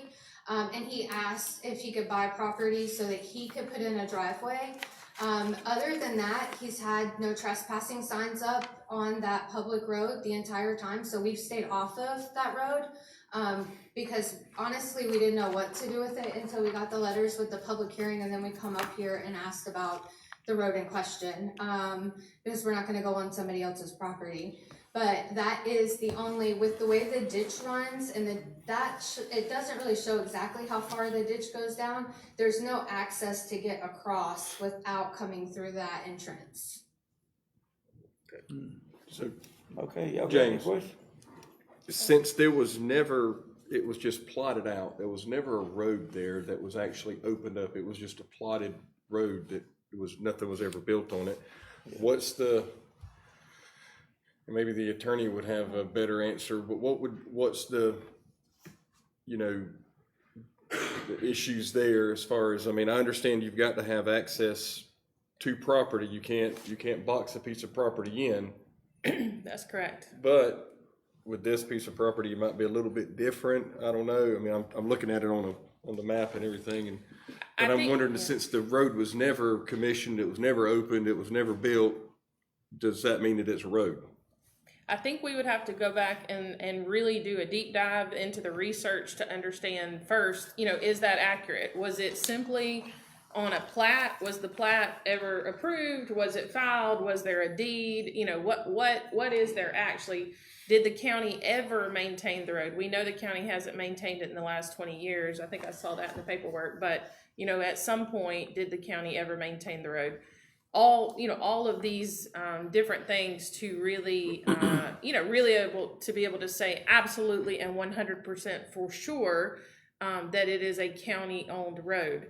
A lot of times, you know, just given the history and the way Georgia law works, the county has acquired roads by adverse possession, just by simply usage. There is no paperwork on file. There's no deed. You know, there's nothing anywhere that we would locate by the usage. And sometimes, you know, usage over the years change. And so you'll see that, you know, a road that in the 1950s was located here may in fact have moved over, you know, 50 feet or things like that. So, I mean, I'll certainly let James weigh in, but from my point of view, I wouldn't feel comfortable, you know, making any sort of opinion or rendering an opinion on ownership without having done that legwork. But what we do know, and what I think is a good practice of the counties I work in, is if there is any evidence that it is a county road, which generally we use as, you know, a plat or anything else that was ever, or any maintenance of it, anything that was any evidence showing as a county road, then, you know, we go through this road closure process, which is, I think, a best practice in what we're doing here. Council, I'd like to say one thing on that before you get started, James. If you open up, I've opened up a lot of roads, and we had to go build a road to the county specifications, and then it had to be give to the county, and they have to accept it. So that's a different. Right now, we're not in that process. It's never been accepted from the county. Well, I think that may be a different scenario that you're talking about, Chairman. Yes, you're exactly right. Like if a subdivision or somebody like that wants to build a road and wants the county to accept and maintain the road, absolutely, you're correct. It has to be built to certain specifications, and only then, you know, would the county accept it. But there is also law that, like I, you know, gave the example, if the county had ever maintained it, you know, if the county had maintained it, I don't know if they have or have not, and I'm not sure that anybody here may know or not know, but yeah, we would have to look into that. Yeah, because it looks like that whole area, like if you go on the backside over there in between, going more towards Jackson, I guess, north, that whole area looks like it's subdivided, as if there was going to be a subdivision in there, but there are obviously no roads in there. I think Lamar comes in, you know, for a little ways in there to access the property, but, you know, it's kind of in the same situation. There's a lot of, you know, laid out roadway in there, but there's no roads. And so I guess I was just kind of wondering, where does that legality lie as far as?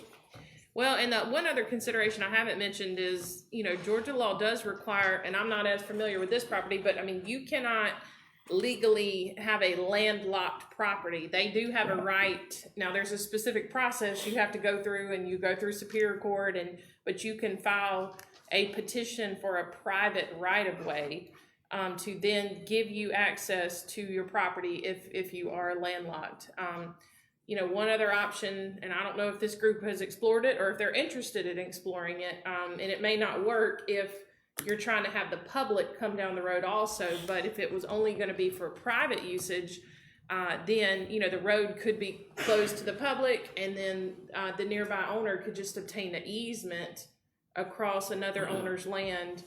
And that's, you know, very common also but if you need the public to access it, that might not be as agreeable solution, so. Well, Mr. Chairman. Go ahead. And I think someone hinted on it, or maybe you all did. Is there something that you and the other property owner could work out that would be what would fit both of you all's needs? Is that? We just want to be able to use. We just want to be able to use the road. We just want to be able to share the road. I mean, I don't know what our future is for that piece of property. Like I said, we're planning to farmstead the property, but I also have elderly parents at some point that may wind up you know, moving out there with us. And I'm not saying it's gonna go there, I have no idea, it's 31.5 acres, but I want the right to be able to access it if I need to. That's kind of my So concern. right now, you're saying y'all not able to access the road as it That currently? end has that culvert that keeps the two properties. It's one Completely. property, but it separates them. Correct. So the culvert keeps you from being able to get over to Across to that side. So, and if we were to use it, we would have to, where he stops, we would have to continue clearing to our property and do work, bring dirt in, the same thing he's done. It's not cleared all the way to our property. So we would have to clean it up and finish installing the road as well. We just want to be allowed to finish installing the road if we want to use the road. If the road's closed, there's never a chance of us developing that. So what would prevent you from doing that now? We just moved there. If you close it, we can't. But we've only lived there for 3 weeks. Okay. We've just moved there. So I'm saying, what would prevent you all from continuing opening the road, you're saying, and doing just like he did? We just have to get settled and figure out what we're gonna do. We just applied for our business license to farmstead the property. Right now it's in. We just need to have the option to do that. So, and what he's wanting to do is close it. Close that. Correct. And we Which- just don't Okay, I have the got you option. now. Right, I got then there's never an option, and it may not be for another 5 years. We just don't wanna lose that option completely. And if the road is closed, the option's gone. There's nothing we could ever do. Okay, I see. Okay, I'm it's coming clearer now. Yeah. Yeah, I see where I understand it. That area is very, it's developing. We've sat and listened to a lot of things. There's a lot going on there. We built a very large house right there to be our forever home. We don't wanna not be able to use that property. That was the purpose. So right now, you all are not landlocked right now. Well, it wasn't in. Well, that end is landlocked right now. That We end can't is get in land- there, yeah. Could y'all come out, Kidder's, what's that, Kidder Street? Does it go across Carswell right there? It goes across there, don't it? That goes across at, Kidder? South Augusta. Yeah. Okay, it's unopened on that side, Currently it's unopened. but it's never been closed, has it? It hasn't been formally closed. Okay. And how do y'all access? In other your words, y'all property could now? come out there if y'all Driveway in feel. off Carswell. Off Carswell, Yeah, on the far end. on the far end, On the opposite where it kinda end, makes an there's a L right driveway there. All the way at that property. So y'all own all the way out to Carswell, It's pretty much a whole block long. do you? Yes, So sir. I'm assuming they come in And right we have there. one little access road. this is that Carswell goes in right the here. It's middle of Carswell right it. here, and then this down here is where that road is that we're looking at. Down Closing. further. Right there. If we have that. Right there. But now there's also access right over here. So currently this is the end of Kettle. There, they still have to come And across it will have to Carswell, go that's in through the here. equipment. or Right, they whatever. have a fence there, so. Oh, you have to go right through there. But that's not been closed, has it? It hasn't been closed. You can't get there, so the auto place right there, that fence goes directly through this road, so you can't get into there to access that end of the property. So we have explored that, but they say that's their land, so the county, we would have to get involved to make them move off the road. Yeah, well, if it's right away like his was, you could open it up. Same Who's, thing. whose Do the canal is same that? thing he did. Sorry, what was that? Whose canal is that? Is that the county canal or is that the city Town canal? canal.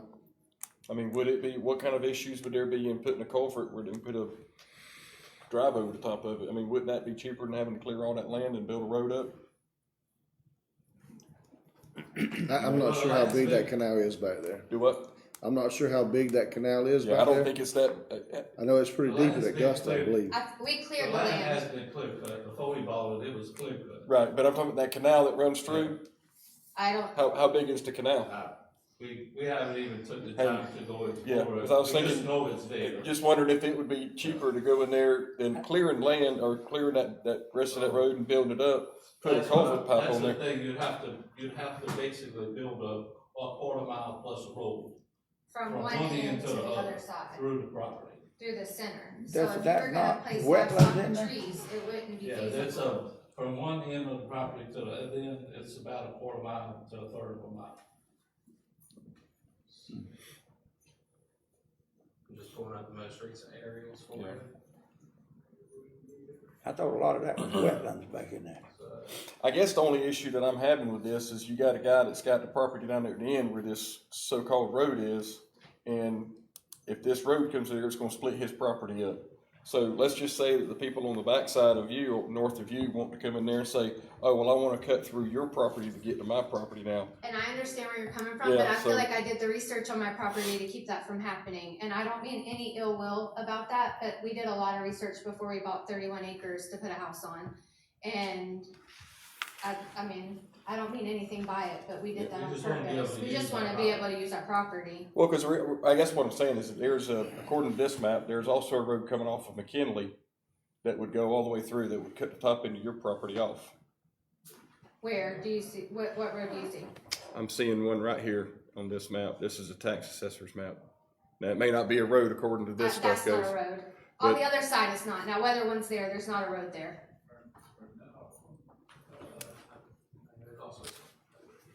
It's cut out just like right there. Yeah. And it goes all the way up to where It's just under- it comes out next to where you're going in, talking about going in next to the auto place. That goes all the way through, over there, all the way to McKinley.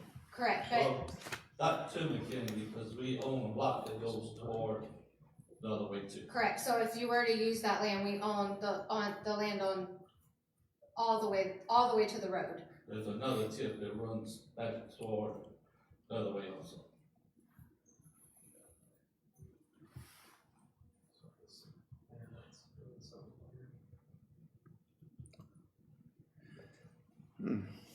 So yeah, so if you follow that road right there, Dustin, take that road all the way over to McKinley. McKinley? Yeah, and that's what I was kind of referring Okay, to. I thought you were talking about that side of Canterbury. Yeah, right there. You can't drive over that ditch. So that road's not. Right now you accessible. can't, but it's not a road right now.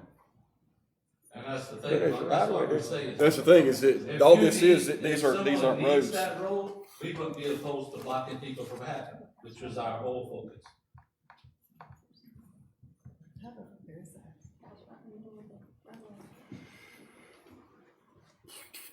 If it's platted as a subdivision, you can open up any of those roads, can't you?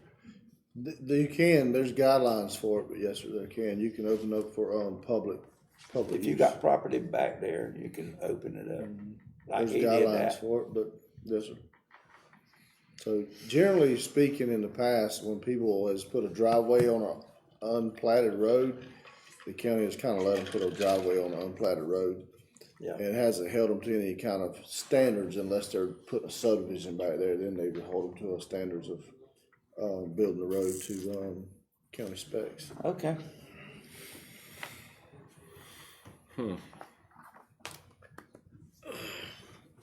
Any more? Mr. Chairman, I would just, like I said, it's kind of a complicated situation right here. And Yeah, it I would is. hope that we, maybe either the property owners could get together, or if we could, like Commissioner, Turner alluded to about maybe if they could put a pipe across the part that would have, that way they wouldn't have to do all this clearing, opening up the road, but just get a pipe where they would still have access to their property. Like I say, it's just, According to the subdivision laws, though, they will have to build a road and give it to the county if it's. If they subdivide it Yeah, into if it's multiple subdivided, lots, yeah. yes. We That won't requires build a that new road. road. But not just for them to access their property. I mean, we've not. No, they done have to that build past. it. Those two landowners will have to build it. yeah. And I just wanna make sure I'm understanding if, with the gentleman in the back right there, if they were to continue the road through, you say it would split your property in half. Yes. And like she was saying, that's that forever home, that's what I'm trying to build my half in the back, where I got 4.5 acres. That's gonna be my forever place right here. But we only have 4.5 acres, but, they got, and I don't want multiple people coming out, drive my driveway, I won't be my driveway. They got their own driveway, to use their 31 acres. I want to use my driveway, it's my 4.5 acres. Okay, so I think I see what you're saying. So if you, And We bought our driveway. huh? We bought our driveway as part of our property that we had to buy. like I said, I've got $10,000. And that road, well, it is a road now, it was never a road, but cleared out, and I got pictures right here, that's where I paid, cleared land company, going and cleared out for me. And I'm sure, I've got records of all the dirt that I've bought, you know, and all there. This is the store over here, and he also wants to too. It is half of his 25 foot right away back too. Okay. Madam Attorney, was it something you said that we could check as far as, I guess, the road, if it's actually a county road or? We could certainly do the homework on the paperwork and just see, and Dustin may have already done that, I don't know, but, you know, just as far as what, you know, what is there? It's on the old plat, I can't get it on my phone for some reason. I know I've got a copy of it in my office, but. And we have these situations come up, you know, sometimes where, you know, there, just as the chairman alluded to, there were plans and a plat was filed. Sometimes, you know, other things were also done, but it just never came to fruition for whatever circumstance. But again, it's very relevant to me as far as the history of, did the county ever maintain that road or not? You know, was there a road at some point that then fell into disrepair, if you will, or, you know, was no longer maintained? So, those subdivisions were drawn up and they were gave to the county with unopened roads. Right. And they have a right to open that road at their expense. Then they have to do what the county says to do. But this is, both of them wanting to keep it as a private road, if I understand. Oh, no, we wanted a public road. No, no, Or not even a public road, we just want access to the road, it could be a private road. Wait, We just now, want access to the road. hold on now, y'all wanting it to be a public road? not a public, not We for don't, anybody. we don't care who uses the road, we just wanna be able to access our property. Sounds like they That's just what want I'm saying. easement. Y'all want it as a public road. Well, not a public road, I mean, if. Well, I mean, if it means closing it or keeping it public, then yes, we want a public road. I don't Yes. think you can, And maybe, let me see if I can ask it this way.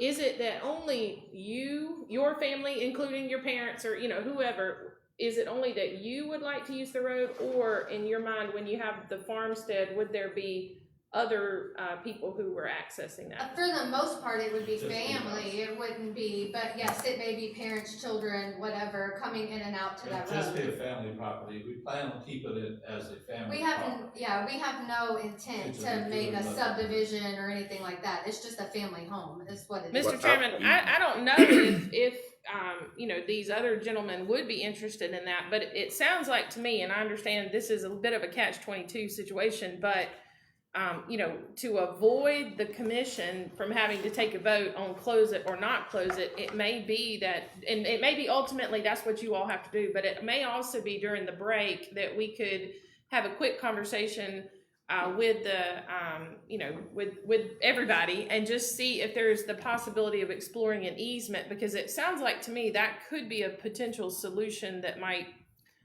be agreeable, but I'm seeing in the back that may not be a potential solution, and so I understand it may be ultimately that the vote just has to be taken. well, see, if you build a house back there now and we get a lot of rain, it blows that road out, then the county's not gonna go back there and do anything. No, we would Cause have to develop the road. it's a private road. Yeah, we would have to develop the road, we're aware of having to develop the road. We wouldn't be, ain't that correct? Unless you made it a public road. Right.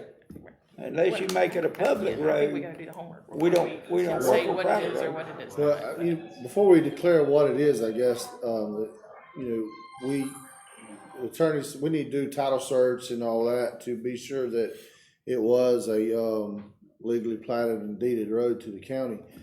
This is just a process that we've always went through with these platted roads. Is we've always, when people wanted to close and abandon them, we've always made them go through the close and abandon process, and we just took it as them being a county road because they were shown on a plat that was given, that was sort of. If it's county road. unopened, we Right. closed a lot of those unopened. Yeah, cause you know, D-Land Farms has a bunch of platted roads that were never opened. And actually, I'm not sure if this one is considered, the Winona Park, subdivision or whatever, but, you know, a lot of those areas have roads that were platted but never opened. But, you know, they show up as, county roads on plats. Mr. Chairman, do you think this is something, that we could, because so many unknowns right now, to have, to find out,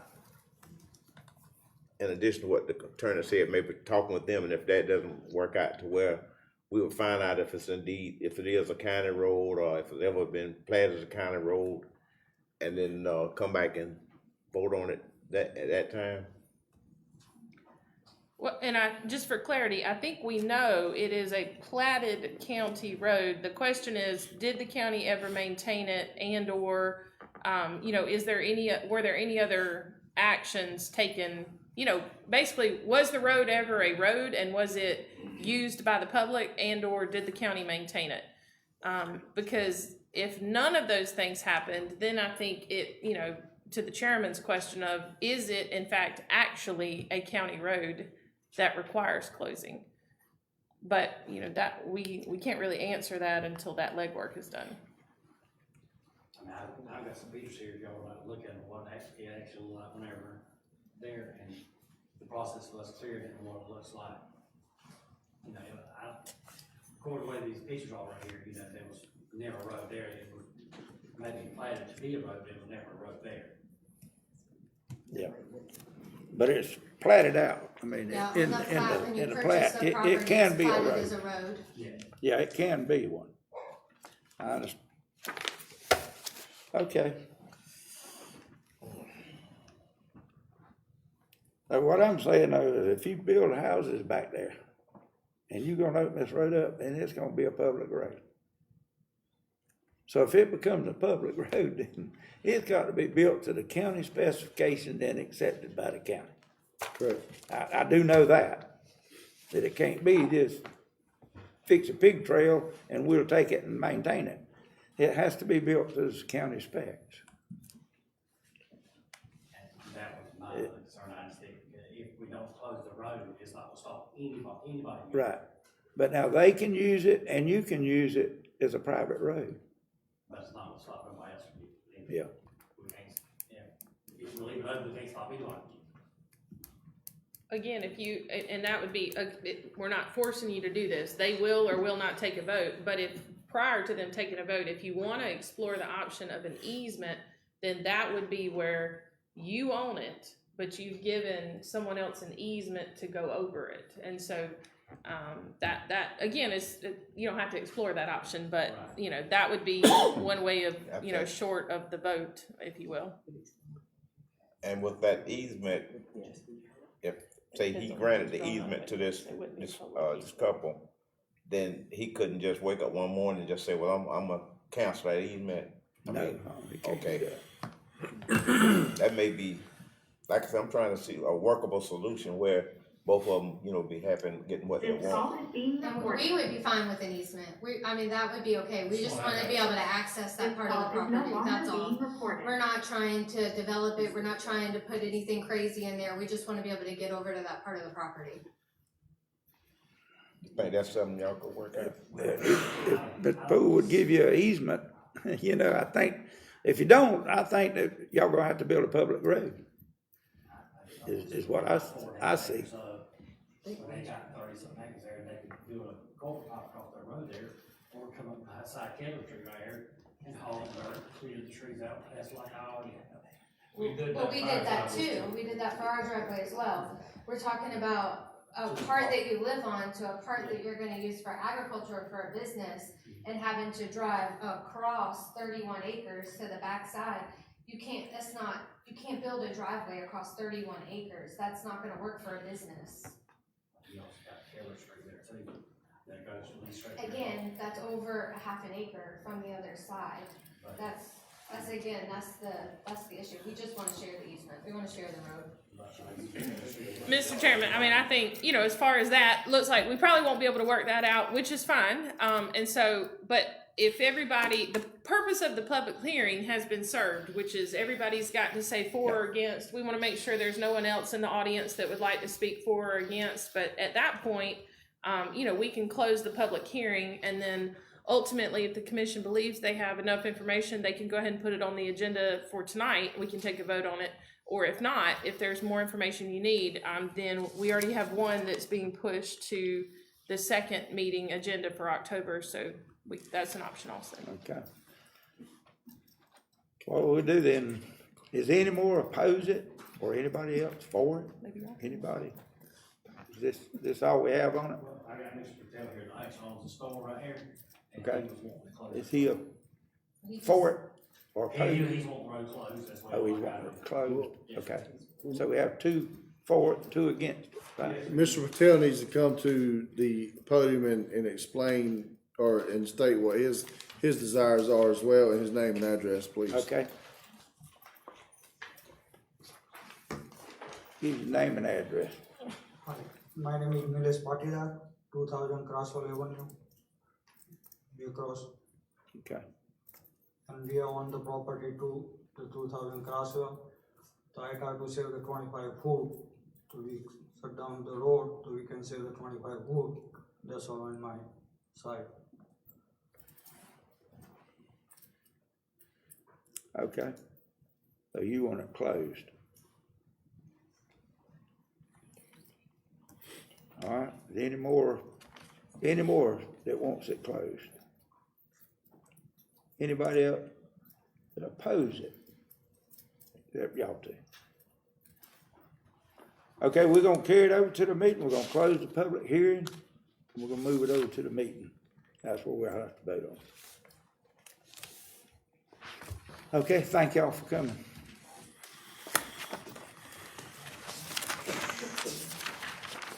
I hear, let's see, is there one more?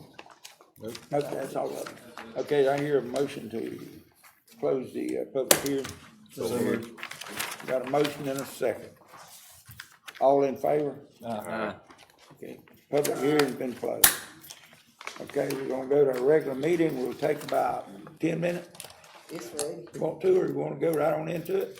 We're ready if you're ready. You need to. Jonathan needs a minute. Restroom. Need, And okay, need a minute. About 10 We're gonna minutes, use maybe. the agenda that you have, I just need to print some for the public. Okay, we'll take about 10 minutes.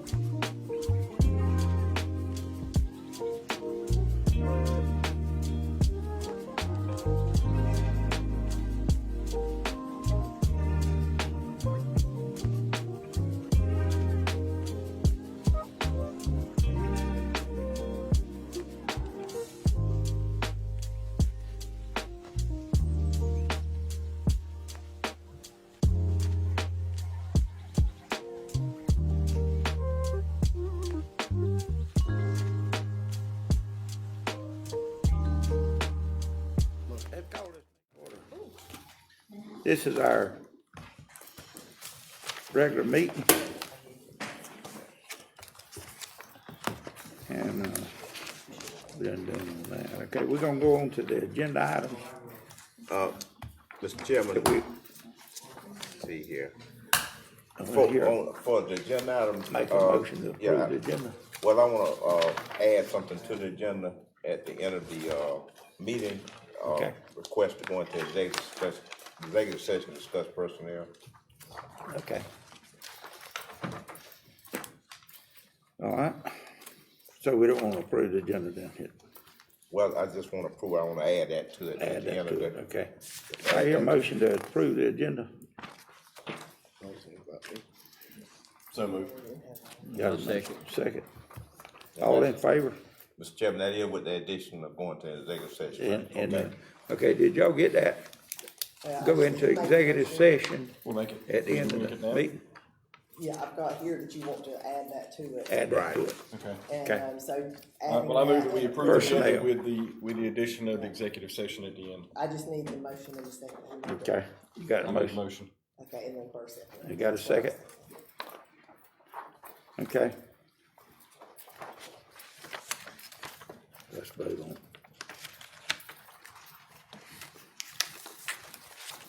Mr. Burris? Aye. Mr. Tindall? Aye. Mr. Lucas? I think his. Mr. Cox? Aye. Chair votes aye. Okay. Now we're gonna go down to okay, the ESG Industrial Park Water interconnection.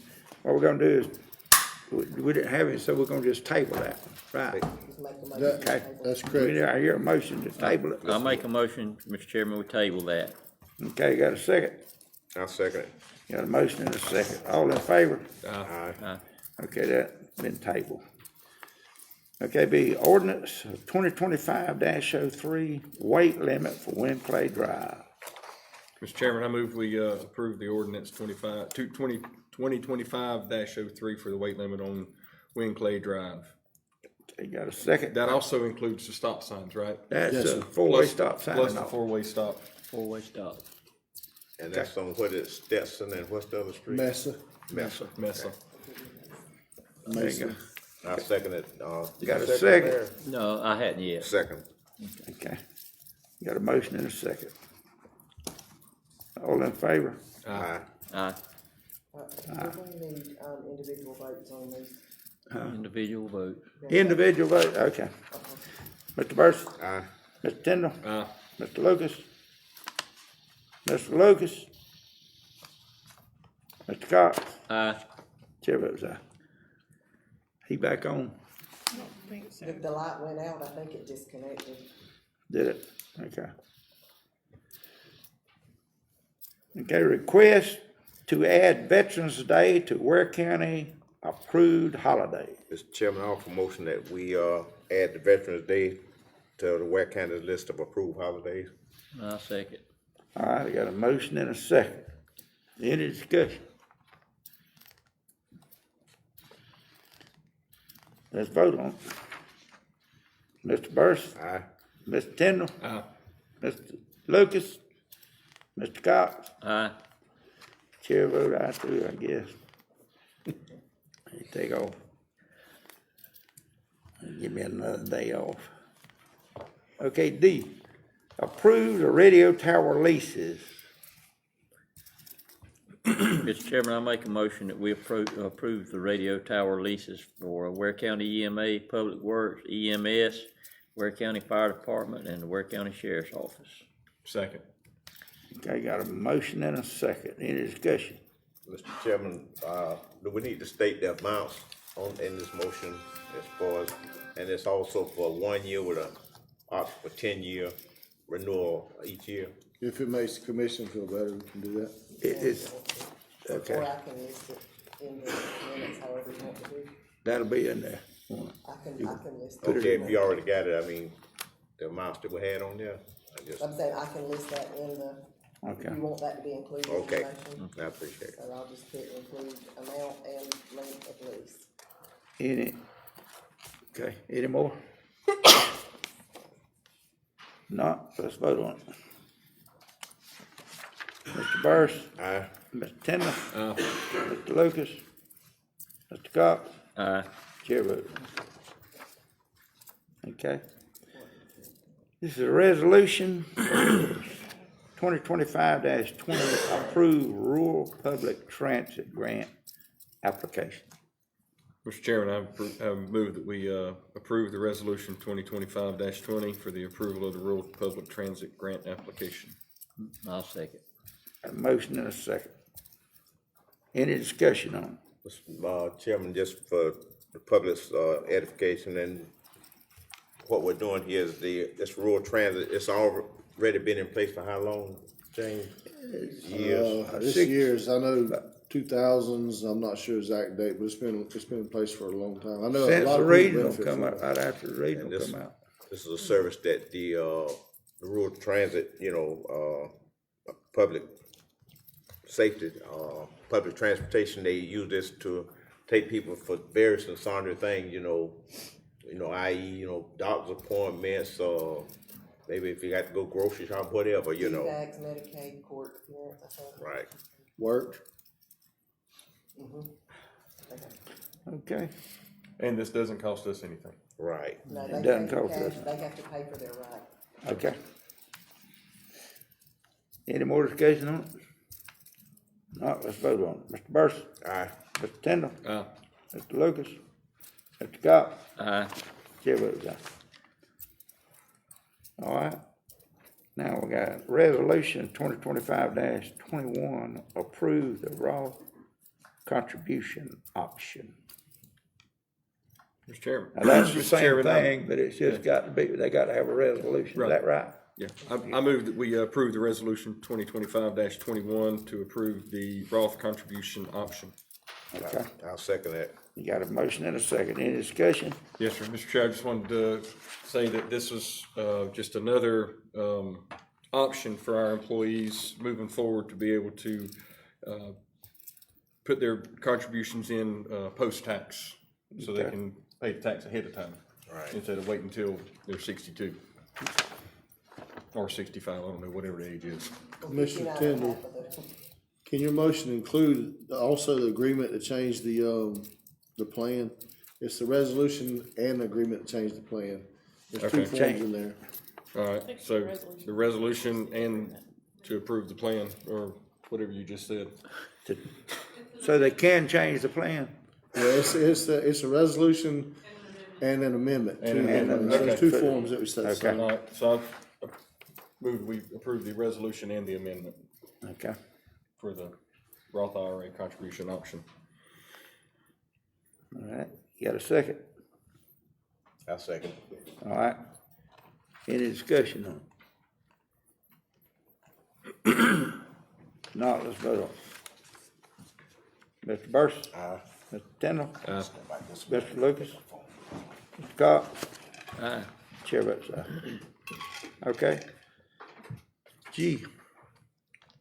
He got to be excused.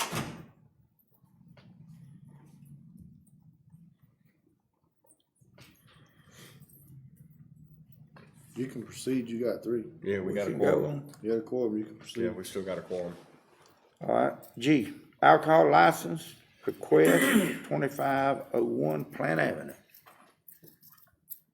Mr. Chairman, I move that we approve the alcohol license request for 2501 Plant Avenue. And I second.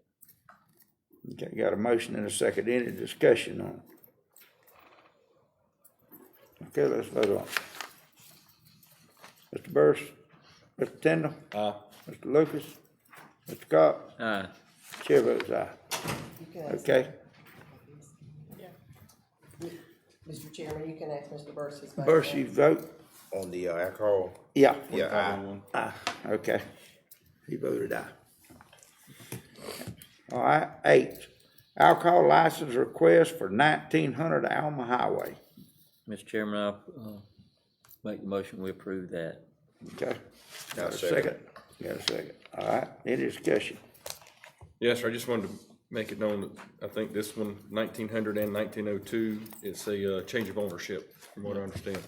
So it's already existing, but it's just a change of ownership, so we had to do a new application. Okay. That's on the 1900 now, Yes, sir. we just voting on it, right? Yes, right. Start with it. But it's the Okay. same But thing the as same 1902. one as the other one, okay. Let's vote on it. Mr. Burris? Aye. Mr. Tindall? Aye. Mr. Lucas? Mr. Cox? Aye. Chair votes aye. Okay, now I, alcohol license request for 1902 Alma Highway. Now that's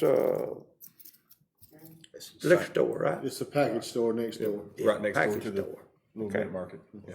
All right, So, Mr. Chair, I move that we approve the alcohol license request for 1902 Alma Highway. I'll second. got a motion and a second. Any discussion? Again, this is just a change of ownership. Change of ownership. It's already Change existing, just sitting in the new Okay. store, it's just change of ownership. Mr. Burris? Aye. Mr. Luke, Mr. Tindall? Aye. Mr. Lucas? Mr. Cox? Aye. Chair votes aye. All right. Now we got another one. This is the statute, we probably need to read it. Approved bar pit. That was all of them, wasn't it? Alcohol license. Yeah, That's all of the Yeah, alcohol license. okay. Now, Jay, approve the bar pit option agreement. Mr. Chairman, I'll, make the motion that we approve the bar pit option agreement. I'll second it. Got a motion and a second. Any discussion on it? If not, let's vote on it. Mr. Burris? Aye. Mr. Tindall? Aye. Mr. Lucas? Mr. Cox? Aye. Chair votes aye. Okay, a request for Article 8 text amendment changing minimum rear setback requirement for limited industrial to the same as general industrial. Mr. Chairman, I offer a motion that we accept this request for this text amendment, change the minimum setback requirements for limited industrial to the same as general industrial. Second. Okay, got a motion and a second. Any discussion on it? Okay, let's vote on it. Mr. Burris? Aye. Mr. Tindall? Aye. Mr. Lucas? Mr. Cox? Aye. Chair votes aye. Okay. L, request to rezone specific parcel from IP and SDD IP to GI and SDD GI. You know what that means? Mr. Chairman, I move that we approve the request to rezone the specific parcels from the IP and SDD IP to GI and SDD GI. I'll second. Okay, got a motion and a second. Any discussion on it? Mr. Chair, I believe this is one of those that just, the GI versus the IP just lessen some of the requirements as far as the front of the buildings and some of the, I guess, aesthetics of the building that would be built that we wouldn't be in when you're talking about general industrial versus the industrial park zoning. And so Jason Rubenbauer, our industrial development director, is in favor of doing this, and so I move that we approve it. And what it is, it gives them a better range of Right. opportunities, more opportunities. Right.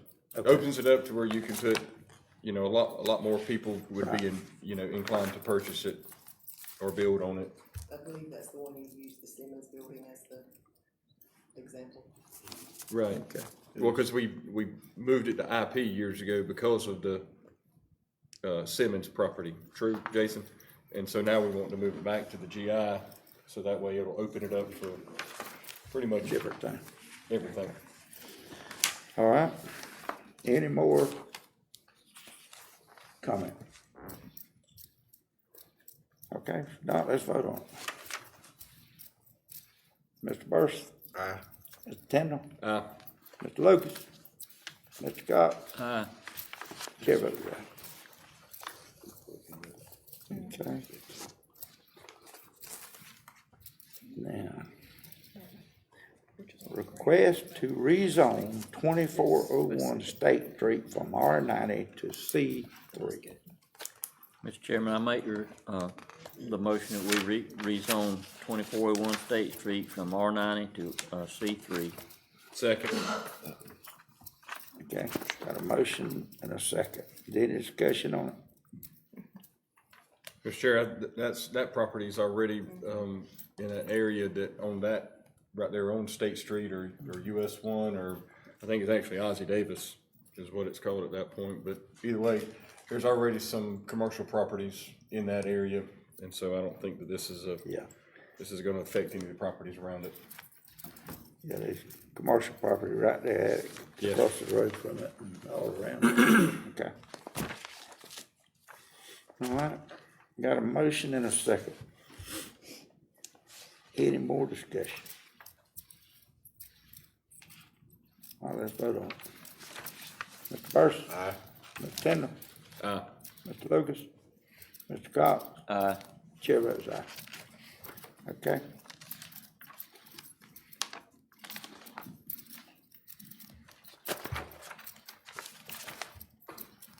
Okay.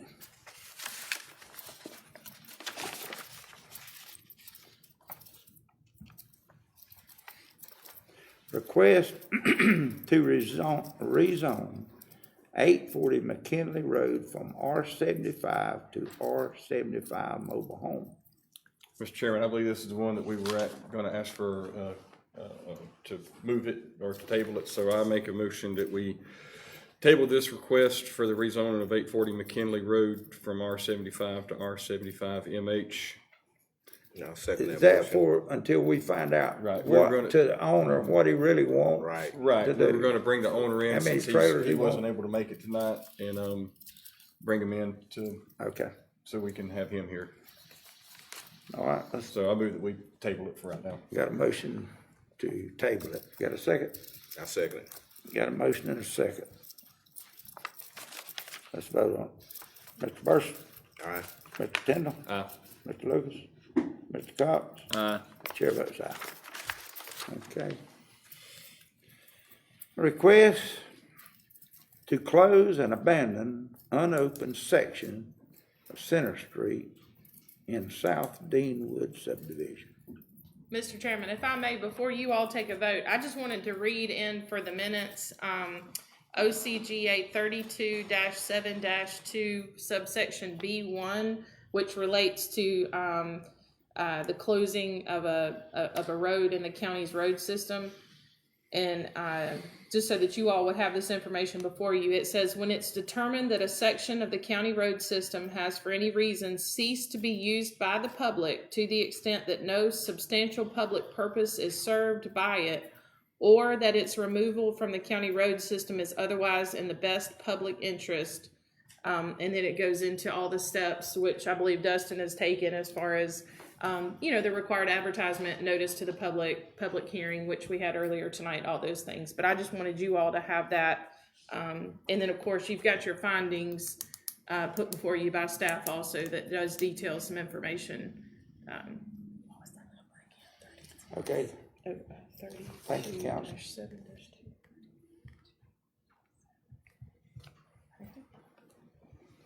So, I guess do we need to have a motion before I can ask a question?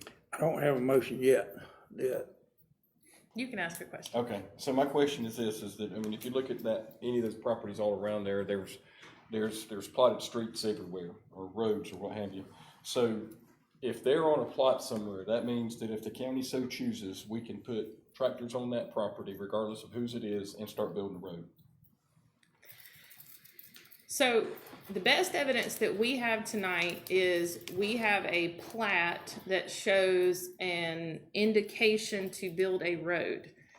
This scenario would not arise under current day circumstances because we have a better procedure in place that would prevent, exactly what has happened, which Dustin pulled the plat and we were able to see that, they had planned on 30 lots, maybe more than that, 30 to 50 lots in this small area, and then had roads, and I don't think any of that ever came to fruition. And so essentially, at least as far as the evidence that we have tonight before you all, is that this was a road that was referenced on a plat, that we do, at least from what, staff has told us, is that it was never maintained by the county. It was never opened and never maintained by the county. So I guess my question is still, would the county, if we so chose, if we said tomorrow night we wanted to put a road anywhere in that area that there's platted out roads, we would have the right to go in there and do that? So I think, as your county lawyer, then I would argue if that was what you wanted to do, we would find evidence to support that was where, we needed to go. But the reality is, I think it would be a situation that candidly a judge would have to decide, because this plat is evidence that it was a county road.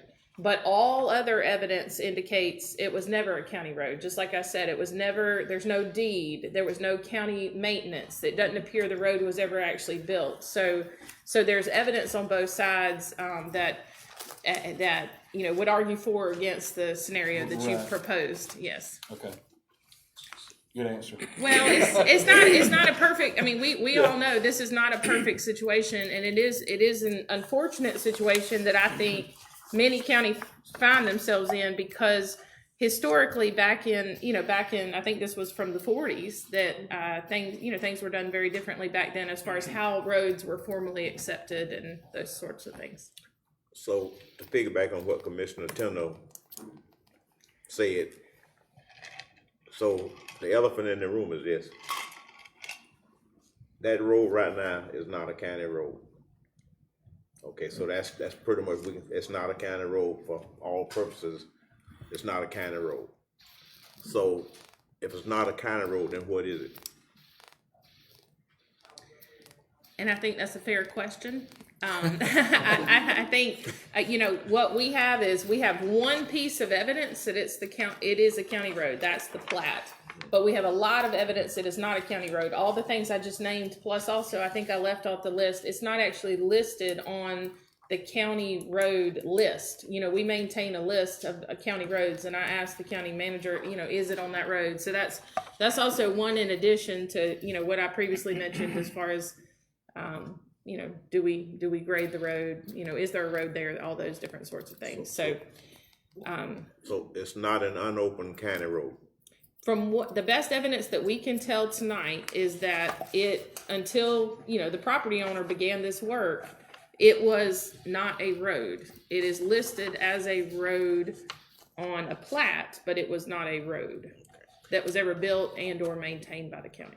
I guess what I'm trying to find is a win-win situation for everyone. If and this time when you need to call Solomon in now, the one that split the baby, but how it could be something that could be a win-win where they would have access to their property, but also, certainly, he would still retain his part of the property. And I guess that's what that's the dilemma we're in right now.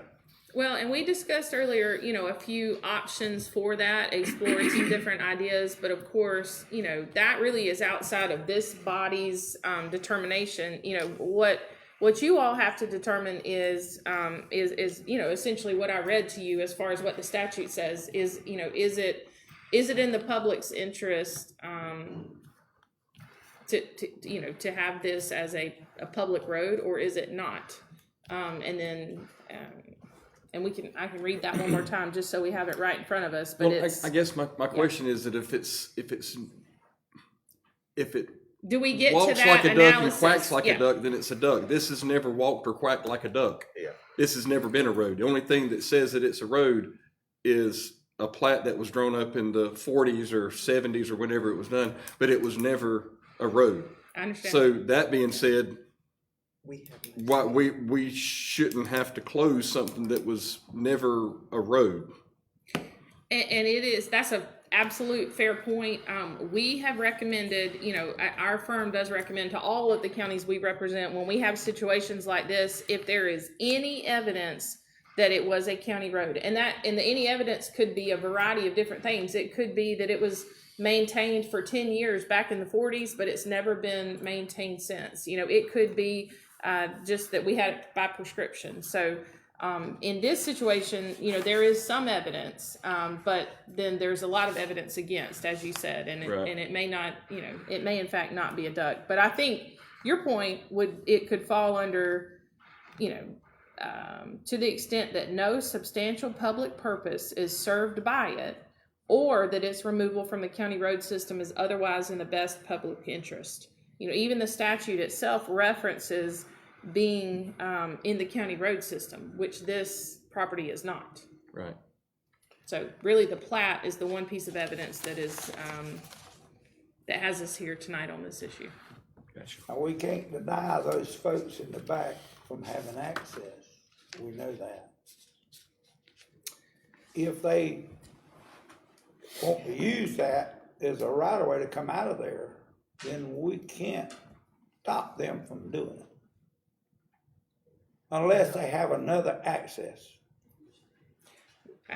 I believe if that's right. To your point, Mr. Chairman, I think, are you asking, it is true in Georgia that property cannot be landlocked and unable to access that property. There is a provision where you can go to court and obtain file a petition for a private right of way. But I don't know that that's the scenario we're here tonight, because I do understand, although it may not be ideal, there are other potential access points. But I understand, and certainly there was a great case made during the public hearing that, you know, during the purchasing of the 31 acres, you know, that this was something that was considered in the purchase and relied upon. If they got other access, then we could close that road.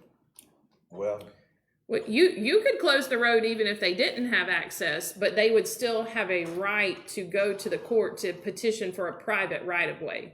So there's no law that requires you to have a public road to a piece of property. It's just that they have to have access to their property, if that distinction makes sense.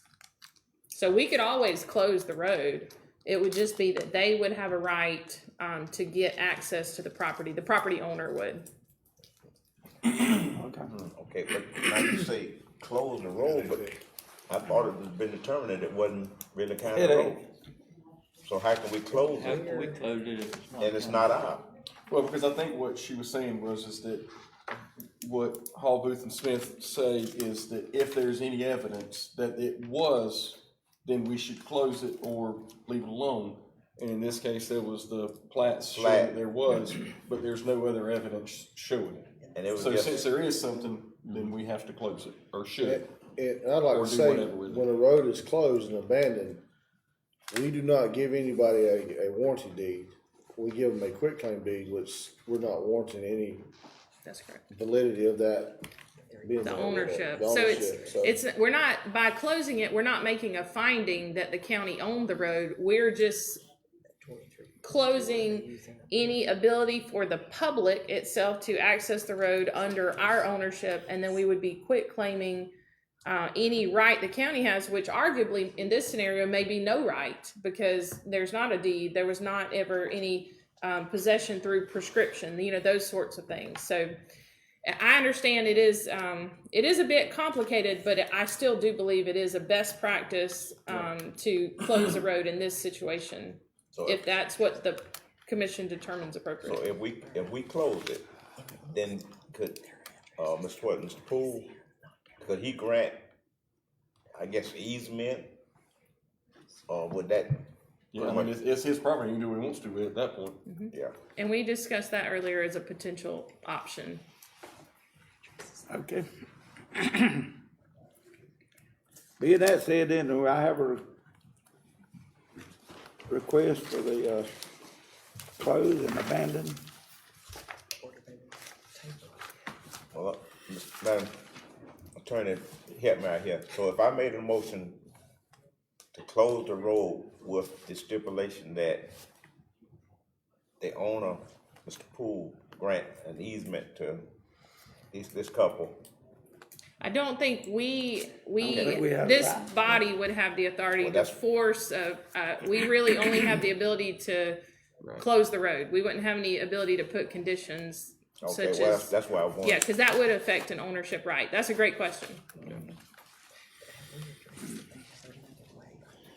Okay. Mr. Chairman, I move that we approve the request to close or abandon the unopened section of Center Street in the South Deanwood subdivision. Okay, I have a motion to close it.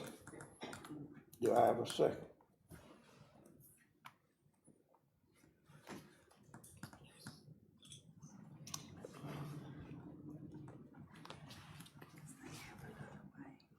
I second it.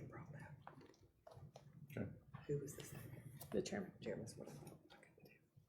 I got a motion and a second. Now, do I have any discussion? Yeah, I think we've had a good bit of discussion even before the motion was made, and, you know, I just, think since the owners of the 31 acres behind it, they do have access to their property, whether it's the ideal access or not, they do have access to their property, so it's not landlocked. That Mr. Poole has the 4 acres, and if he grants that, or if we leave it open, then not just the landowners behind me, but anybody would have access to go down that driveway, which is what it is essentially at this point, and he wouldn't have any options to stop them. And so they could go back there, they could park, they could do whatever, and he wouldn't have the option to stop them. And so because of that, and also because I just don't believe that it was ever a real road in the Ware County road system. And so because of that, that's why I made the motion to approve the request. Okay, we got a motion and we got a second. Any more? Let's vote on it. Mr. Burris? No. Mr. Tindall? Yes. Mr. Lucas? Mr. Cox? No. Chair vote to close. Chair vote to close. Now we got 2 and 2 tie. So, Mr. Chairman, in this circumstance, it is a 2-2 vote, and so, you know, there is no action taken, so the road will not be closed. Okay. All right. Manager's comments. I don't have it, Mr. Chairman. Commission comments? All right, we're gonna go to executive session. I hear a motion to go. Let me ask, I'll make sure, so you're saying, okay, on the vote we just took, that means that everything stays just like it is? That's right. So, you know, when I say the road will not be closed, in the sense that it's the same as before the public hearing or anything happened today. There is still, you know, the plat is evidence that it was a public road. However, there was never a road built. The county's never maintained it. It appears to never have been on the county list, and we don't have any other evidence.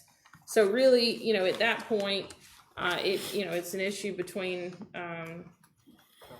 yeah, I mean, there are other, I don't want to outline them here because certainly that's not my duty here, but there are other options that, you know, these owners could take related to that if they determine it'd be appropriate. They can still build a road across and use it. Okay. I hear a motion and we go in executive session. So move, Mr. Chair. Second. Got a motion and a second. And what are we going in there for? Discuss Personnel. Personnel, okay.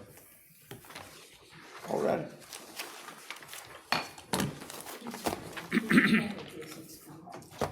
I do not, but you can look me up on, just Google Jennifer Herzog and